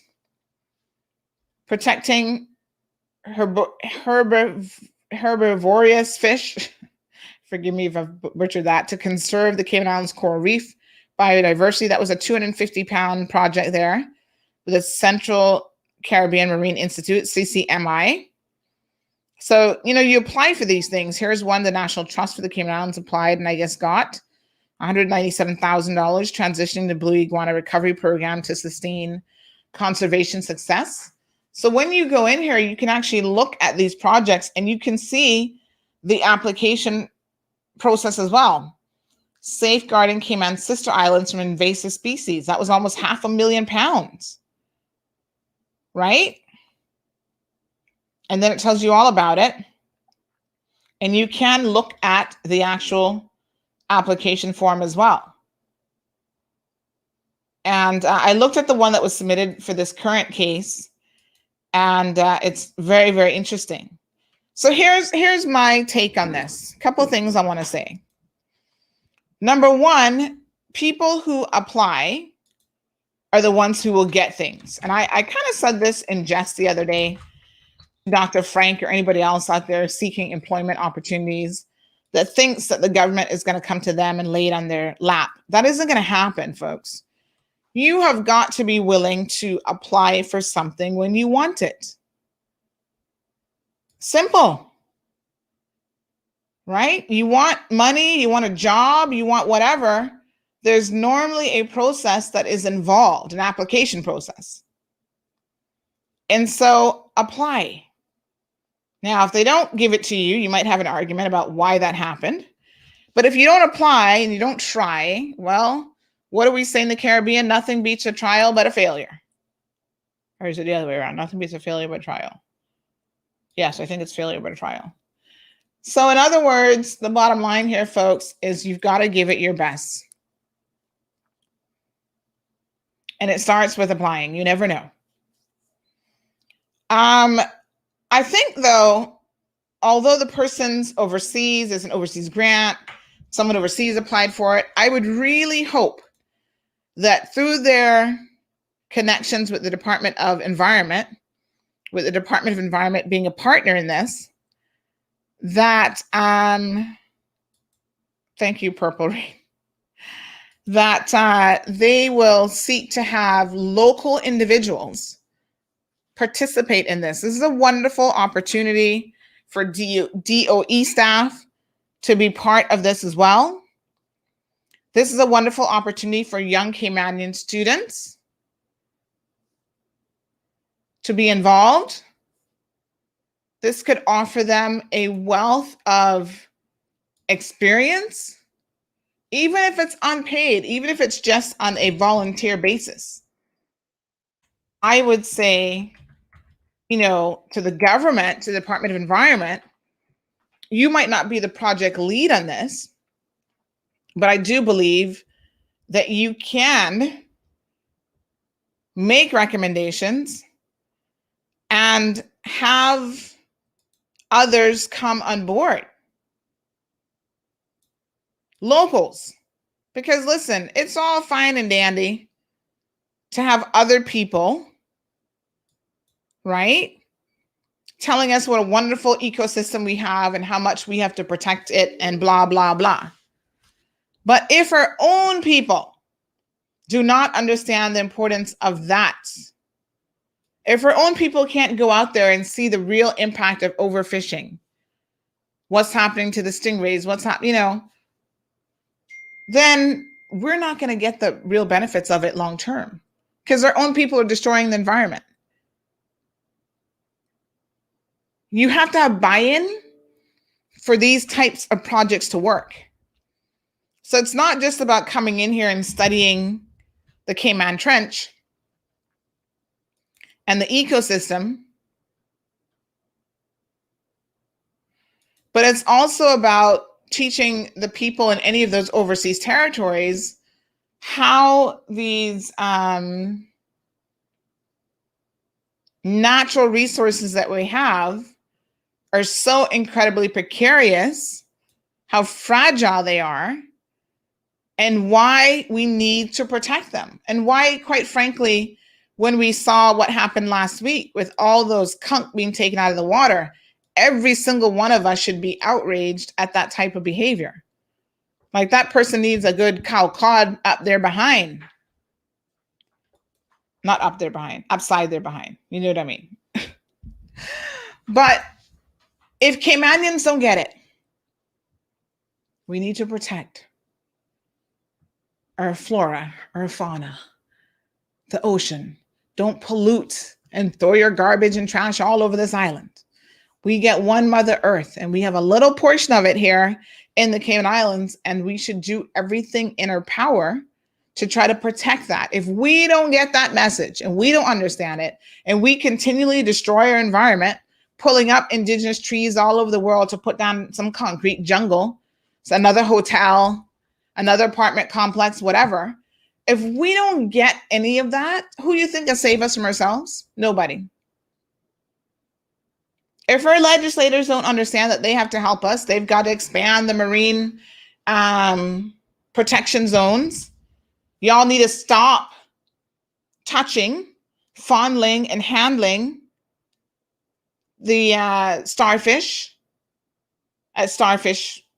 whatever the heck we call it. You know, all of those things.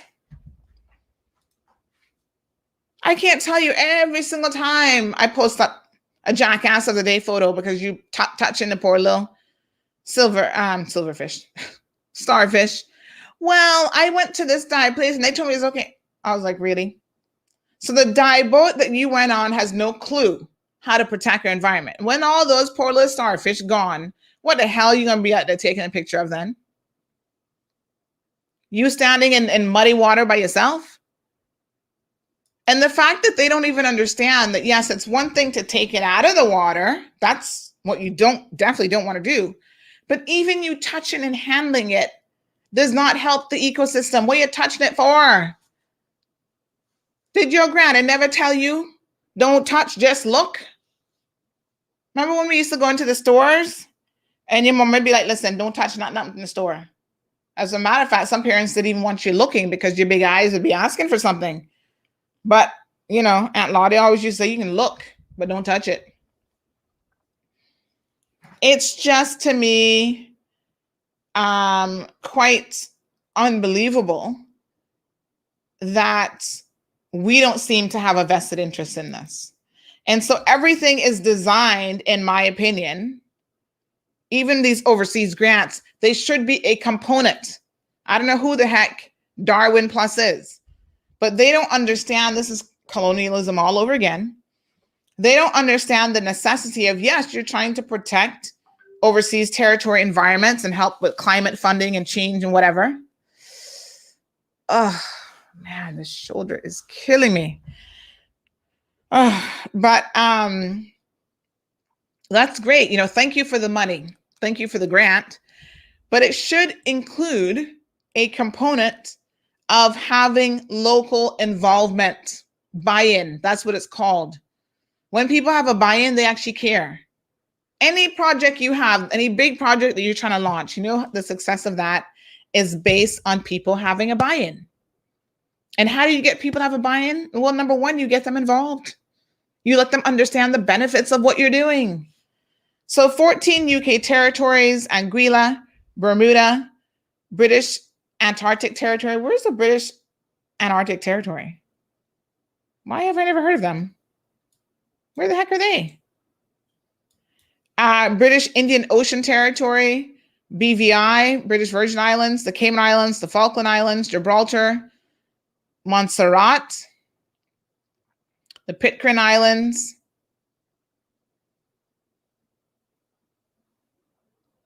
St. Helena, South Georgia, and the South Sandwich Islands. South Sandwich? Who the heck would name an island sandwich? Sovereign base areas. Akrotira. This is on Cyprus. I didn't even know that they were part of the UK overseas territories. And of course, the Turks and Caicos. So they have a whole bunch of people here in this Darwin Plus advisory group membership. Professor so-and-so from Oxford University. UK government policy advisors from their Department of Environment, Food and Rural Affairs, Foreign, Commonwealth and Development Office, members with OT knowledge and experience.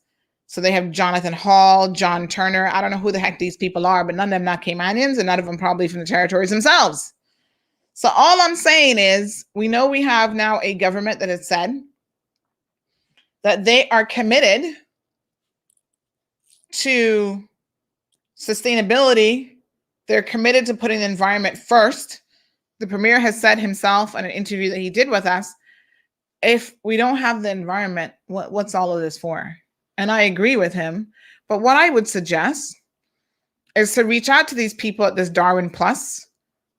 Scott Nelson, he is the Darwin Secretariat at the Department for Food and Rural Affairs in the UK, part of the UK government. For queries about the Darwin Plus project applications, you contact Darwin and application. Listen, email these people. You don't even have to call them and say, we appreciate how many programs did I tell you over the years that they've done here in Cayman? 15 projects that you've done. But we want to, Lord Jehovah. I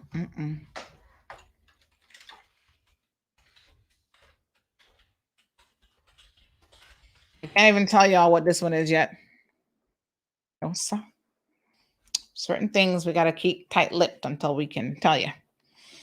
Oh, that's funny. This one says, look with your eyes and not with your hands. Yes. So I think that there has to be some additional involvement with the local community. Good morning, Judy and Eden says that these jobs need to be safeguarded for Caymanians with all the training and mentorship facilitated, accessible, and encouraged.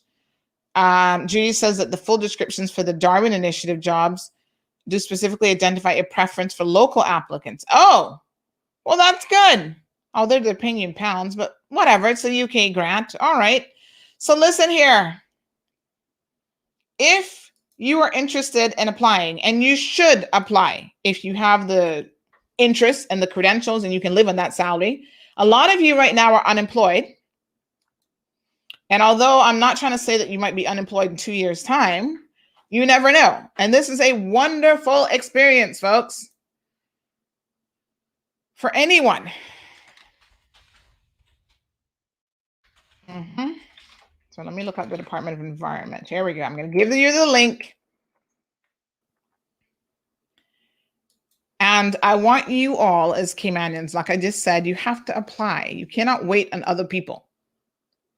If you're interested, I'm going to send you both links. There's one for biosecurity officer and a community engagement officer.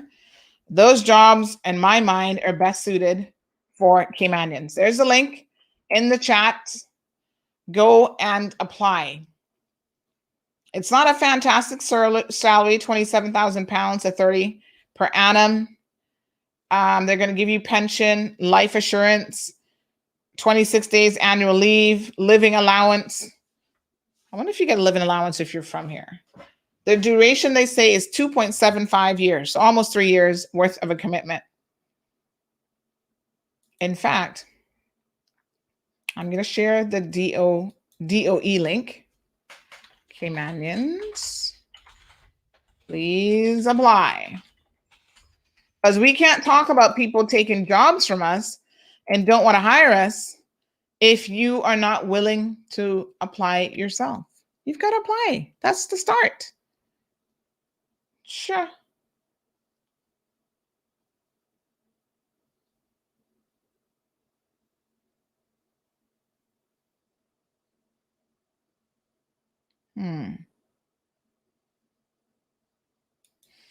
Yeah. Roderick, good morning. Lazarus says, touch with your eyes. Oh, that's what they used to say? And see with your hands. My great-grandmother used to say, yes, honey child. They didn't want you touching nothing. Good morning, Alex. Helen, good morning. She says, opinions like belly buttons. Everyone has one. Well, that's for sure. Some people got more than one. They're full of belly buttons. Oh, Carol says, Akrotira is where I was born in Cyprus. It is a British sovereign territory. My dad was in the army base there. Really? Huh. I know nothing about this place. Let me see. It's a village. Let's see here. Akrotiri, Santorina. In Greece, a village on the island of Central Greece is located about 15 kilometers south of the capital. It's a peninsula, has a series of pebble coves formed from volcanic rock, including the renowned Red Beach with striking cliffs.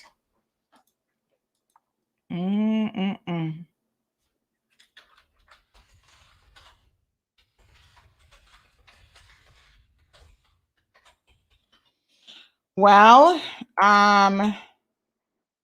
super interesting. Looks like quite an interesting place. What do you know? Wow. It looks very interesting. Gosh, there's so many places in the world that I really want to go. COVID has put a damper on my travel plans. I was trying to save up for a low budget to get to Greece one day, but now it's like, who knows when that's going to happen? Thank you, Carol. So interesting. I mean, sometimes we sit here and we have these conversations and then I'm like, what are the chances? I mentioned this place that I've never heard of. And Carol's like, I was born there. What? Pretty cool. Jonathan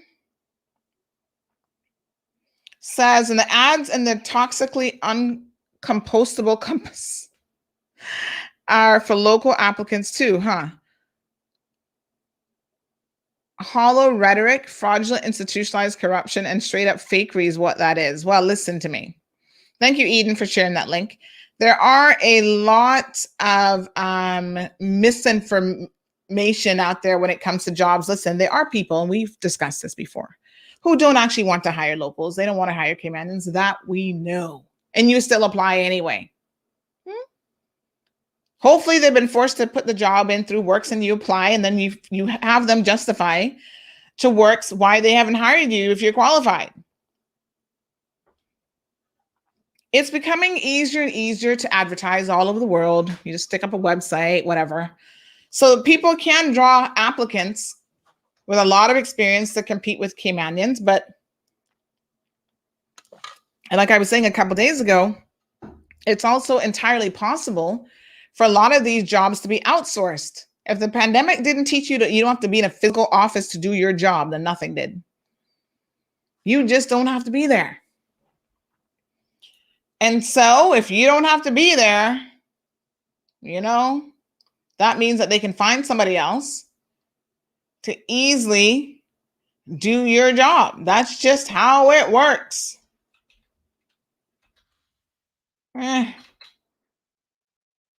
So guess what? You see a job that you're interested in, even if you know that they have no intentions of hiring Caymanian, they're just going through the steps. Listen to what I'm about to tell you. Apply for the job anyway.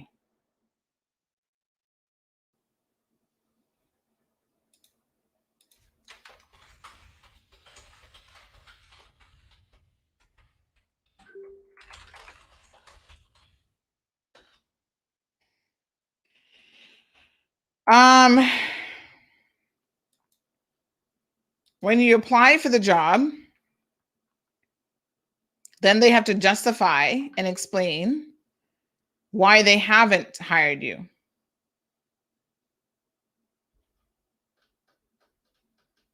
Yes?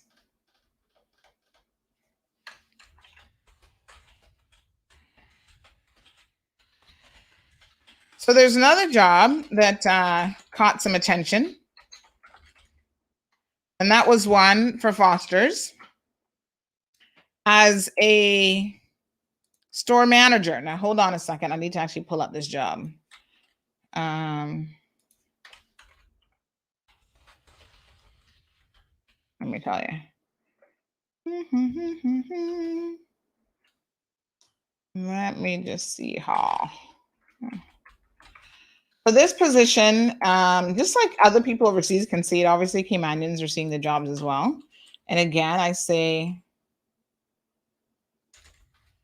if you see the job, if you're interested. So apparently this is some website called Indeed.com. I don't know what this website is about, but I guess people put jobs here. So this is a store manager job. And when you see them do things like, say, relocation to the Cayman Islands, and you know that obviously this is being advertised in a way that they're trying to elicit foreign applicants. Well, that's why it's advertised overseas. Now, has Foster's advertised this position in a local newspaper? I would certainly hope that they have. It should be on the jobs website. By the way, a couple of days ago, I think it was Monday or Tuesday, I think it was Monday, we got a message from these job people talking about how the jobs website is down. It was so funny because just that morning I was reading some of your complaints about it. And some people have said that website is always down, that they've had so many issues with that website. They're sick and tired of it not working. Works. Get it together. How are you going to have people in need and trying to apply for jobs and yada, yada, yada, and you tell them, both employers and employees, that you have to go through this portal, and it's not working 30, 40% of the time? That's unacceptable. You need to build that so it's very resilient. And it should be up 99.99999% of the time. Because then you're frustrating both employers and employees who are using the system. That's like the first line of frustration if you can't even get in. If the website doesn't even work. Works, pun intended, fix it. Sure. I tell you, they need a cow card sometimes too. Ugh. If only you could have like a magical cow card. You didn't necessarily have to touch anybody with it, but you just threaten them, the threat of a cow card life. And then they would just shape up, because child, a cow card looks like that would hurt. So this salary is $82,000 to $103,000 per year. It's a full-time job. They tell you how to apply. This is interesting that on this website, it tells you that they have responded to 51 to 74% of applications in the past 30 days, typically within 4 days. That's interesting. I've never heard this website before, but that's quite an interesting bit of information. All right, let me pull up the job description. Let us go through it and see how many of you actually qualified for this job. Because to be quite frank, if you don't qualify for it, you probably shouldn't be applying for it. I'm just saying. Judy confirms that DOE is managing these positions on behalf of the project. So while the funding and directives come from the project manager, DOE is still the local contact. Well, then hire a local. Yes, Siobhan says that salary translates to about $2,600 a month. Caymanians better start applying. And they also better be allowed that living allowance. I agree.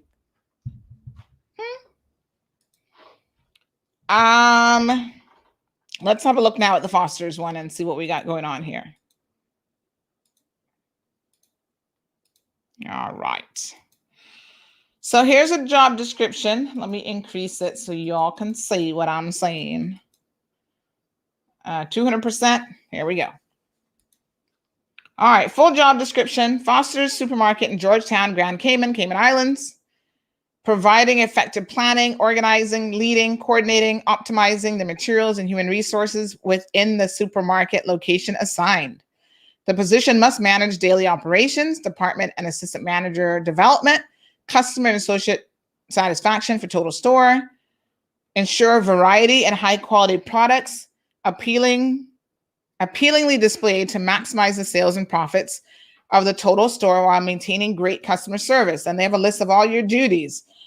Responsible for gross profit, sales budgets, payroll, managing store employees' expenses, planning and managing the budget in relation to profit and loss, setting and monitoring store goals. It goes on and on and on and on. It's quite a list, actually. Inventory management, results performed by external auditing, overseeing the conduct of recruitment selection, training, performance reviews, and so on. Demonstrate leadership abilities and decision-making skills in line with company expectations and standards. They want you to speak English, write, comprehend, and read English. Intermediate math and follow company CTOs, computer competency required. Comprehension of business intermediate required. Ability to communicate effectively. Work independently and be self-motivated. So they have a whole list of things that they want. They're looking for someone with 10 to 15 years of managerial experience in the supermarket operations or related field. Experience in overseeing perishable departments is recommended. I don't know, recommended. I would say is preferred, but anyway, I don't know who wrote the job advert. The salary is in US dollars. You get a car allowance, benefits package, and twice annual performance bonuses. Dental, health, paid time off, vision, 8-hour shifts, supplementary pay, so they have some kind of bonus system. COVID-19 requirement, so they tell you all about that. Education experience, work location. This is a hands-on job, so you're not working remotely. And there you go. So let me say this, right? I have actually worked in retail before. Y'all might not know this, but Sandy Hill is a hustler child. And when I lived in the United States of America, as a university student, I had to have a full-time job. I had nobody paying my bills. I was not on a Cayman Islands government scholarship. I had been away for so long, I didn't even think, oh, now I'm going to university. Let me apply for a government scholarship. That didn't even cross my mind. My aunt didn't think about it. None of us didn't think about it. Because really, I was living in the US as an American. So I was applying for scholarships there and whatever, right? So you get 1, 2 little scholarships to help you out with tuition. But child, you got to have a job. Okay. Buenos dias, Erica. ¿Cómo estás? And you need to know how to do different things. So one of the easier jobs for a university student to enter into. So at first I was only eligible for on-campus jobs. So my first job, you're going to laugh at this one. I was the secretary to the Supreme Court. The university has its own like student body structure. So it has like senators and stuff, just like in the real world, but they were about university life and they got a budget of stuff to do. Yeah. University of South Florida, child, we had a budget. So my first job was secretary to the Supreme Court. So you take the minutes and all this kind of stuff. I don't even know if I got paid. I'm trying to remember if I got paid for the job. Probably just a little stipend or whatever. But you know, you want a little spending money, even if it's $100 a month, $200 a month, whatever, you're going to take it. And all of this was going on. You know, I've been a rebel from day one. Can I just tell you? Even with that job back in the day, there was discrimination on campus, you know, discrimination because you might be the wrong color and whatever. And so I wasn't putting up with it. I'm like, well, this isn't right. And we had a whole sit-in protest. Child, we made CNN news. Y'all don't know. I've been protesting from the day I was born. Oh, you pushed me out too hard. This isn't right. What the hell? I'm going to sue you, mama. But when you see an injustice and you're just built a certain way, you can't help but be like, this is just wrong. And wrong is wrong is wrong is wrong. And you can't give wrong right. Anyway, child, we had a little sit-in protest. No food and all kind of stuff. And CNN got a hold of the story back in the day. This is a long time ago. Like CNN was probably just getting started. And, you know, that was one of my first little jobs. But what I soon realized is once I was eligible for off-campus employment, one of the better jobs was actually retail because there was some degree of flexibility in the schedule and you could work weekends, evening shifts, morning shifts, like you could really work around your classes. And there was like a mall very close to the university. So I got into the retail business. I've had a number of retail jobs. Honey child, let me tell you.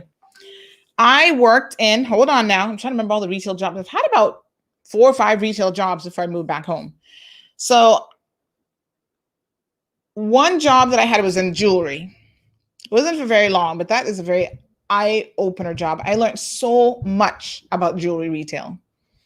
Child, the gemstones. We had to do a whole course on gemstones. And when you see the markup in the world of jewelry, you never want to buy a piece of jewelry at full price ever again. It is crazy. So I have some jewelry experience, believe it or not. I did retail and clothing. Remember that one store? What was it called?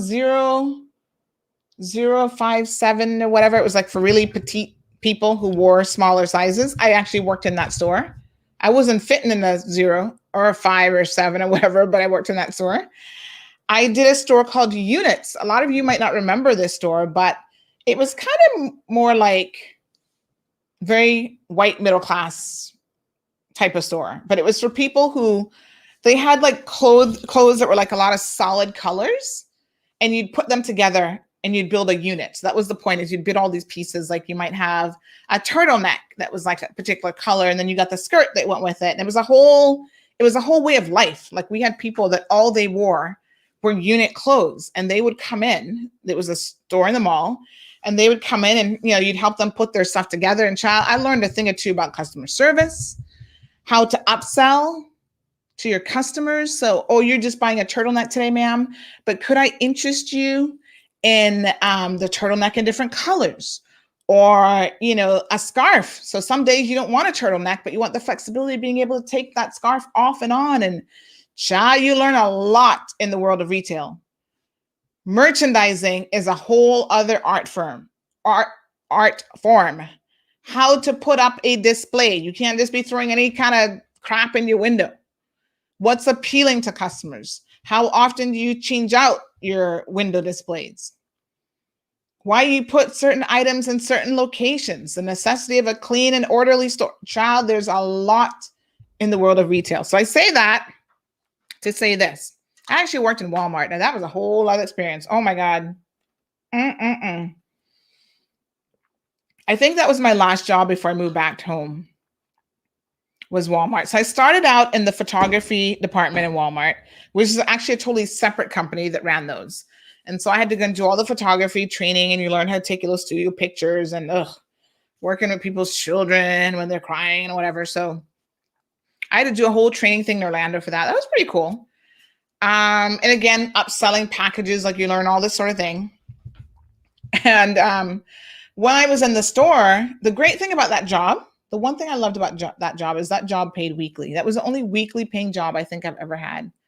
So as a student, by Thursday, you broke already. And you're like, oh my God, it's payday again. On Friday, every Friday was payday. So, the weekends were happening. But you get your little bonus money when you upsell a package and that sort of thing. And then the managers in the store would always see me coming and going and opening up my little photo section. And they were like, we want you to come work with us. You look like you have a good work ethic. I'm like, really? Well, what are you offering me?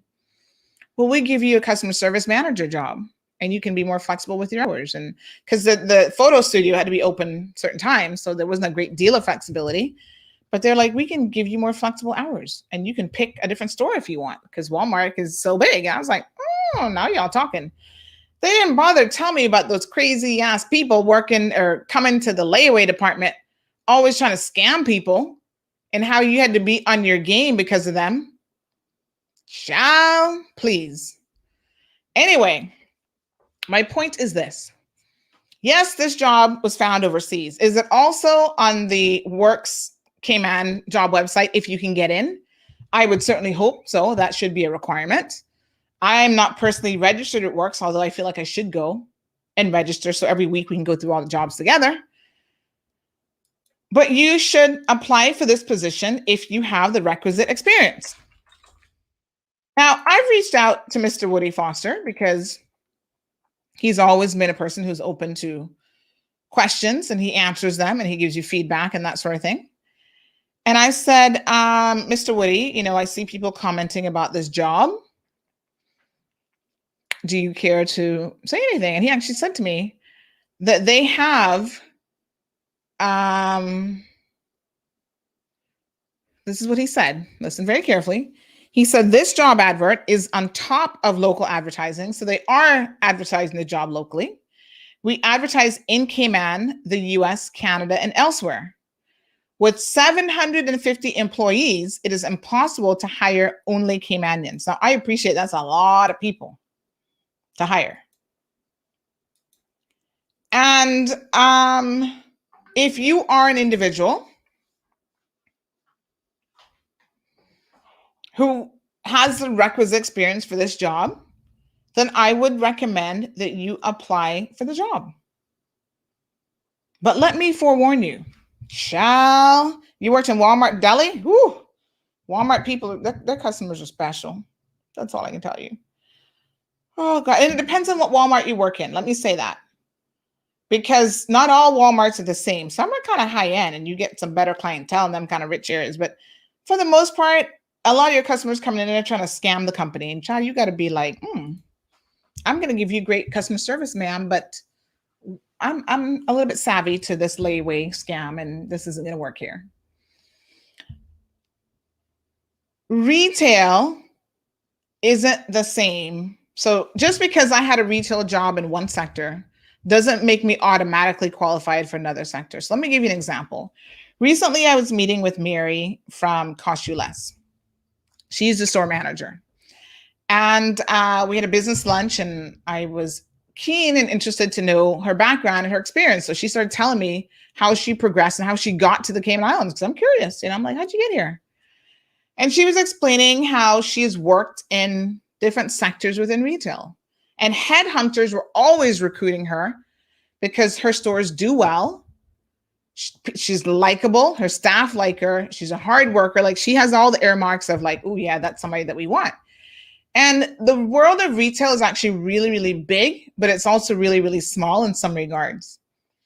So within specific regions, the Northwest, like Florida, whatever, there are headhunters who know who's performing and tracking extremely well in specific stores.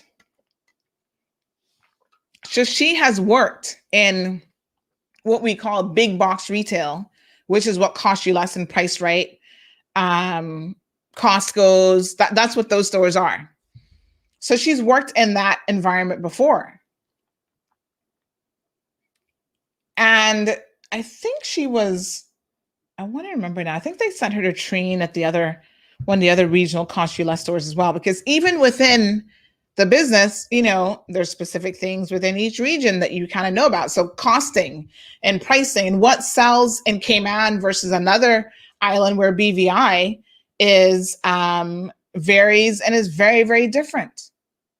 Retail is like retail is a profession. Do not take for granted that, somebody just throws open a store and you can put anybody in there at $6 an hour and they're going to be able to manage a store. Not if you want it managed well and you want it to operate at a certain level. So when I see all these criteria about store budgeting and all this kind of stuff, I've been an assistant manager in some of these retail stores that I've just mentioned to you.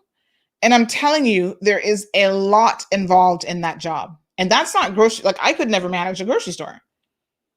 There'd be things that I just don't have the requisite knowledge or understanding of. But if you do, it doesn't see what it says here, willingness to learn the P&L reports and CTO. So you don't have to know it, but if you are willing to learn how to read a profit and loss report, they will teach you.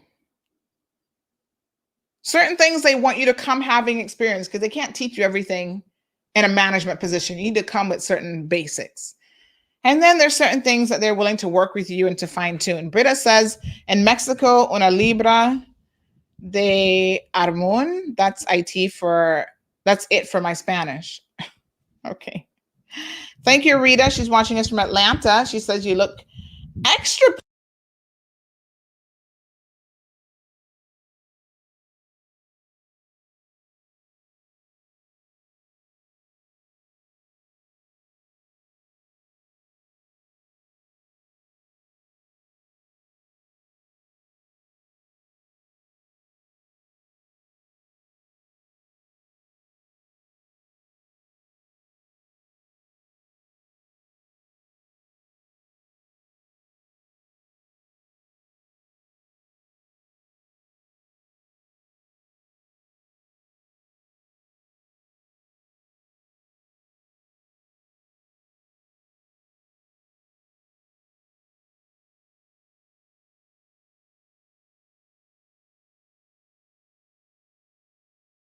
Sorry. I accidentally muted the mic. It has this little button on here, and I think sometimes you don't even touch it. Maybe I did touch it directly. Anyway, yeah, if I move it and I touch it, there we go. All right, so I was saying I was going to just check the Compass website, but what is their website called? Is it compasscayman.com? It's not working. Or do I have the wrong website? It says the site can't be reached. What's the Compass website again? Hold on here now. I don't know what's going on, but it says Compass website is down. Maybe I have the wrong website. Hold on. I must admit, I don't really go to the Compass often. Let me see, Cayman Compass. CaymanCompass.com. Not Compass Cayman. Oh, okay. Got it. Honey child. Ain't nobody going to the Compass these days, but anyway. So you have to CETA expanded vaccine lists, a small stat, doctor's hospital. Yes, I saw this actually yesterday, but there wasn't a whole lot more to the story. Where's their job section? I don't even know.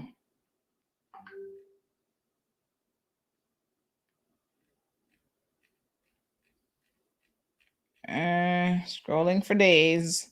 Where do you find the jobs? Anyway, let's check it out when we have a little bit more time. I'll try to find out where the jobs are. And maybe we buy one login, and then we all look at the jobs together. So y'all don't have to pay for that. So 173 jobs in LinkedIn. I must tell you, I don't really use LinkedIn a whole lot, but I do always see them emailing me about jobs and whatever. So please, folks,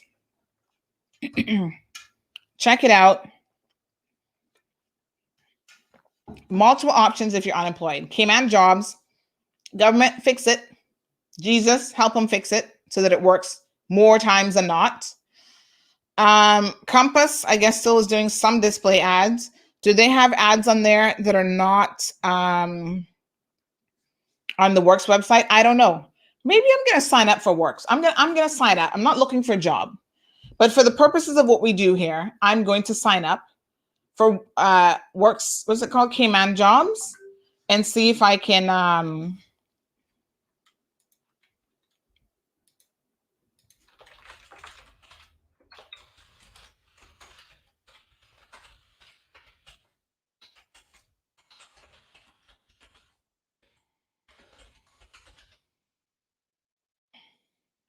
Let me see if I can get in. Maybe on Fridays we can start going through jobs together. I want y'all to get employed. All right, let's do this together. Thank you for the alert on the sound, folks. Built-in mentorship programs like Woody DaCosta talked about. Yeah, we need to get on it. Oh, Kathy says the hair looks nice today. Child, I just kind of slicked it back a little bit. Appreciate that. Wee, good morning. Ralston says, good morning, Miss Sandra. You look beautiful all the way from Atlanta. Oh, thank you so much. I appreciate it. So this is the link for Cayman Compass. What is it? Compass /jobs. All right, we're going to check it out here. I'm going to buy a subscription so we can all log in. View employment listings. So they actually charge you to view this? Oh, child, they're not easy.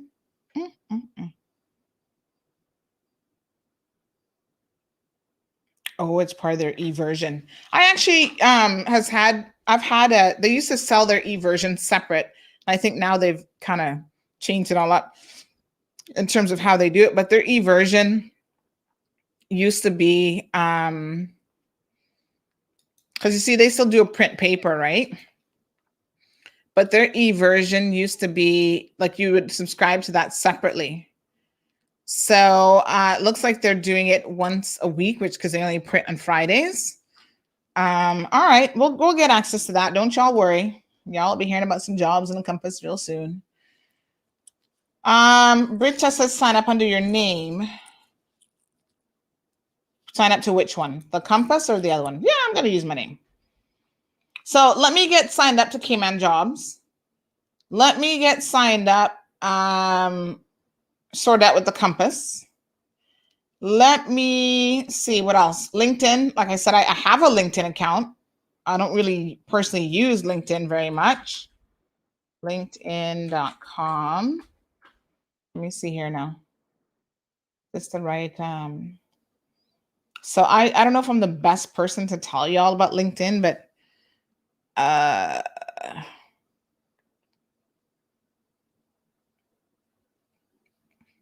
where do you find the jobs on LinkedIn? Like I always get emails saying, oh, these people are hiring in your area, but because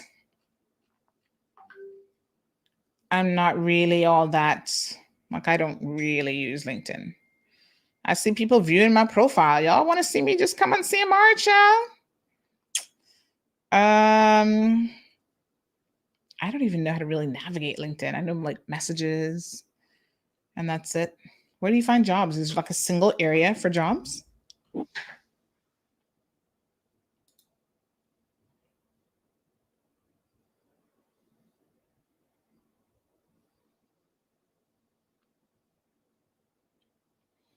Oh, here's one that's cute. Deloitte says, as an intern at Deloitte Cayman Islands, you have the opportunity to accelerate your career ambition in a dynamic and rewarding environment. Oh, yeah? All of that in a bag of chips. So check this out, folks. So you can check out Deloitte. So we offer platforms to help build world-class skills. Interested in learning more about our student programs, read the following. So they have a whole little advert here for internship with Deloitte. So if you're interested in accounts or anything related, please go check them out. Parents, I'm telling y'all that this is where now you need to really help your kids be a bit more aggressive, right? Jobs recommended for you. Thank you, LinkedIn. They got all kind of corporate jobs and stuff here. Help your children navigate the world of,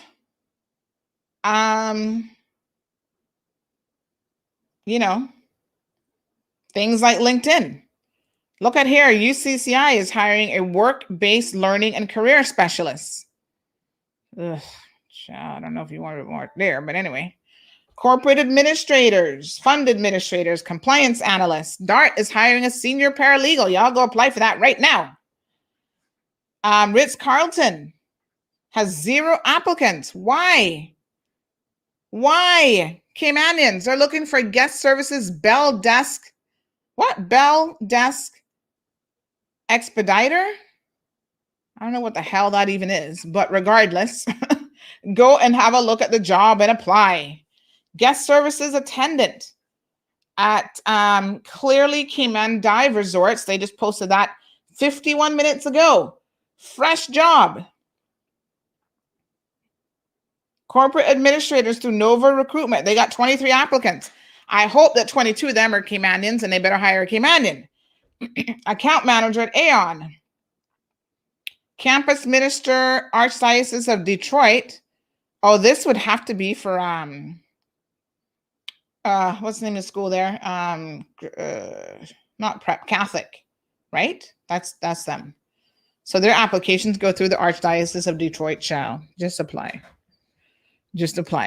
Human resource manager at some pyramid hotel group. No clue who they are, but they get 5 applicants. Corporate administrator for the Maples Group. Apply. Business analyst at Walker's. Apply. Assistant account manager at Trident Trust. Apply. Auditor. Audit director funds for Think Global Recruitment. Put in your application. Spa staff. I don't even know what place that's supposed to be. Deloitte is looking for risk advisory senior. Registered nurses at the HSA. Emergency and dialysis. Kimpton looking for rooms front of the house employee. Now, we're going to talk about the hotel industry a little bit later on because I'm not quite ready for them yet. But look, yeah. They're looking for they're looking to hire somebody, they say. Put in your application. You will get nowhere if you say all these people are hiring expats, so I'm not going to apply. You do your part.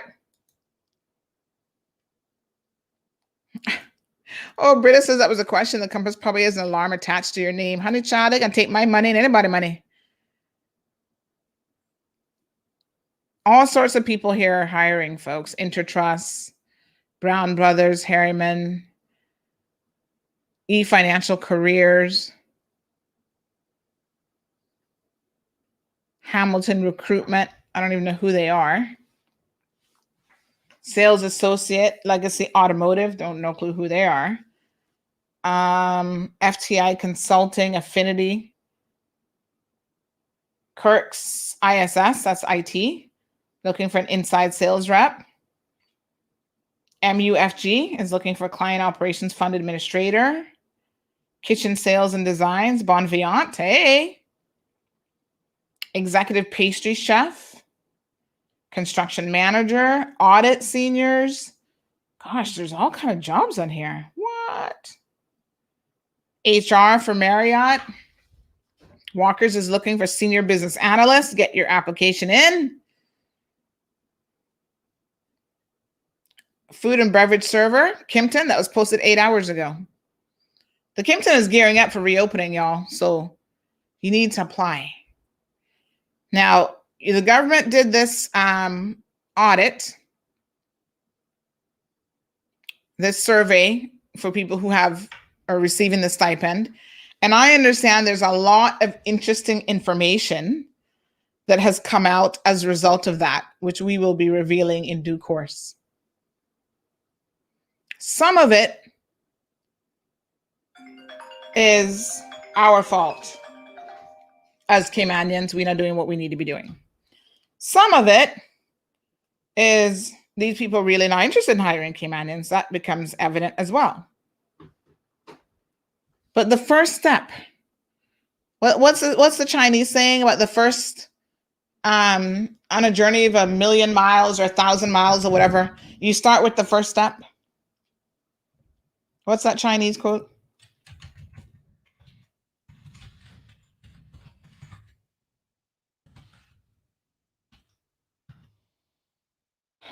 A journey of 1,000 miles begins with a single step. Well, the journey of finding a job begins with applying. Okay, so let us all apply. Ralston says the present government has raised the student scholarship from 30,000, raised it to 30,000, and we give thanks for that. Yes, this is also good news for students. Colin wants to know if there are any applicants for Cayman Airways commercial pilots. I don't think so. But Colin, you got to start with pilot school first. You got a long ways to go before you can apply to become a commercial pilot at Cayman Airways. Child, Magdalene wants to know, does Works go on these sites too? They're supposed to have a compliance division of Works who really should be looking at all kind of stuff. They should be reviewing these job adverts that aren't really trying to hire locals, and they overinflate what they're looking for, and they lie about what they're looking for. All of that should be done. Do they do it? Only God knows. We'll ask them, Magdalene, but I don't think so. Because certain things I see falling through the cracks shouldn't be happening. This clearly Cayman Dive Resorts is looking for a bartender, a server. Kimpton is hiring a bunch of stuff, banquet chef, food and beverage server, wine steward, groundskeeper. There's a lot of industry work here. Sous chef for one of their Avenue restaurants, it says. All right, good folks. The other quote we got, what we put up. The other quote, we get what we put up with. We can't stop this if we stand up and demand apply for these jobs and apply in Works. Thank you, my dear. Thank you. Folks, it's been another beautiful show. Thank you all so much for tuning in. I got acupuncture at midday, so I'm going to run to town now. And I need to get some water. I've been drinking water all morning. I need to actually get some food in my stomach. So I think I'm going to message Samantha and tell Samantha to get my food ready for me. That's all I got for you. We will continue the discussion. I'm aware that we did not get through all the topics that we had planned today. It's important that we continually have these conversations, folks. As Caymanians, we have a collective responsibility and we have an individual responsibility.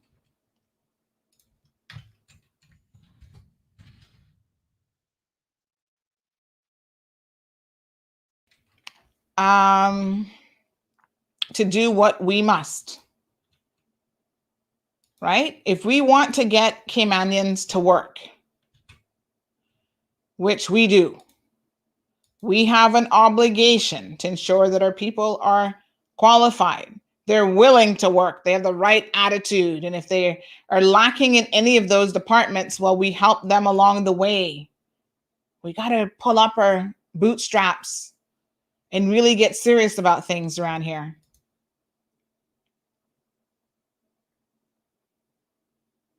Because it doesn't make any sense for you to lambast the people on the opposite side of what's going on.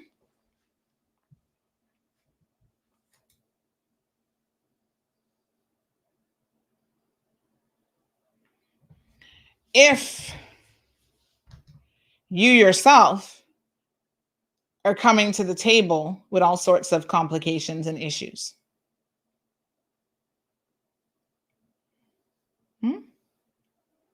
So we do our part. We're going to ensure that they do their part, and we're going to shine a light on them. CCMI, this is this Marine Institute. I understand that this is some private organization.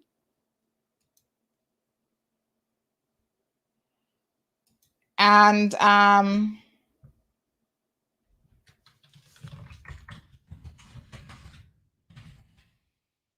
we have some concerns about them.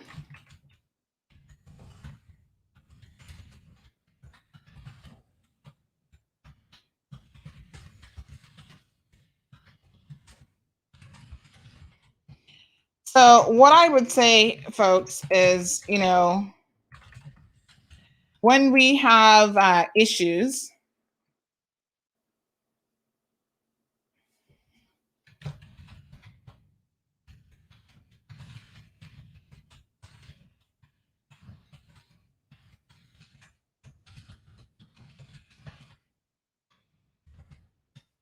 if we can't reach out to the employers, which we seek to do, and ask them very specific and guided questions about what they're doing,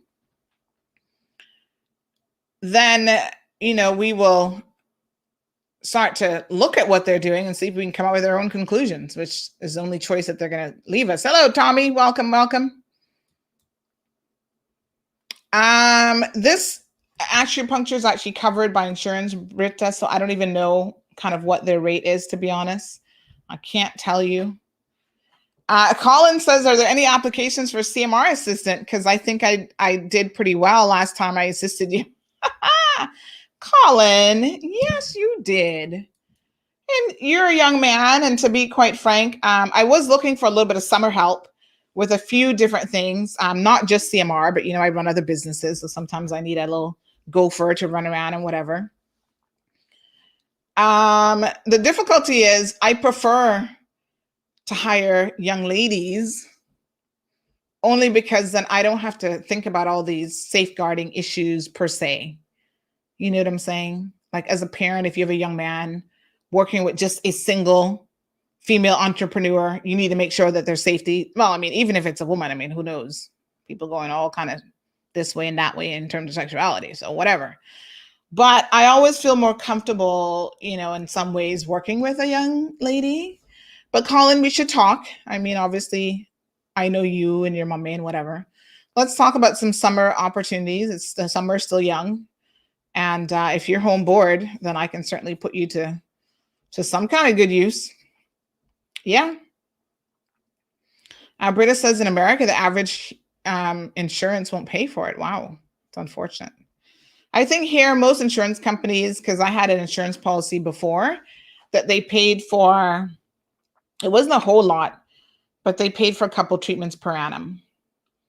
And it had to be referred from a medical physician. So you couldn't just show up and be like, oh, I want acupuncture. The referral had to come from a medical physician. Anyway, folks, we're doing our part. The only question I have for you, are you doing your part? Big shout out to everyone that is. Thank you to all of you who participate in the program. Every single day, you make us Cayman's #1 undisputed show. I feel like we need to redo our intro and outro because we got lots been going on since we started that. You guys have a wonderful day. I'm off to court. We are following this court case. It is super interesting. A young lady in the DPP's office has been charged with some stuff. And so we're following it, but there's a lot that's coming out as a result of that. A lot of allegations about what's happening at that DPP's office. Oh, honey child, it ain't good. I'm not surprised by any of it, to be quite frank, but we'll see. All right, good folks, y'all be good. I'll see y'all tomorrow morning, if not before. Take care. Thank you for tuning in to another edition of The Cold Hard Truth. Make sure to check Facebook for showtimes and more information and the latest news at CaymanMarlRoad.com. Subscribe to our IG and Facebook pages to get the latest happenings.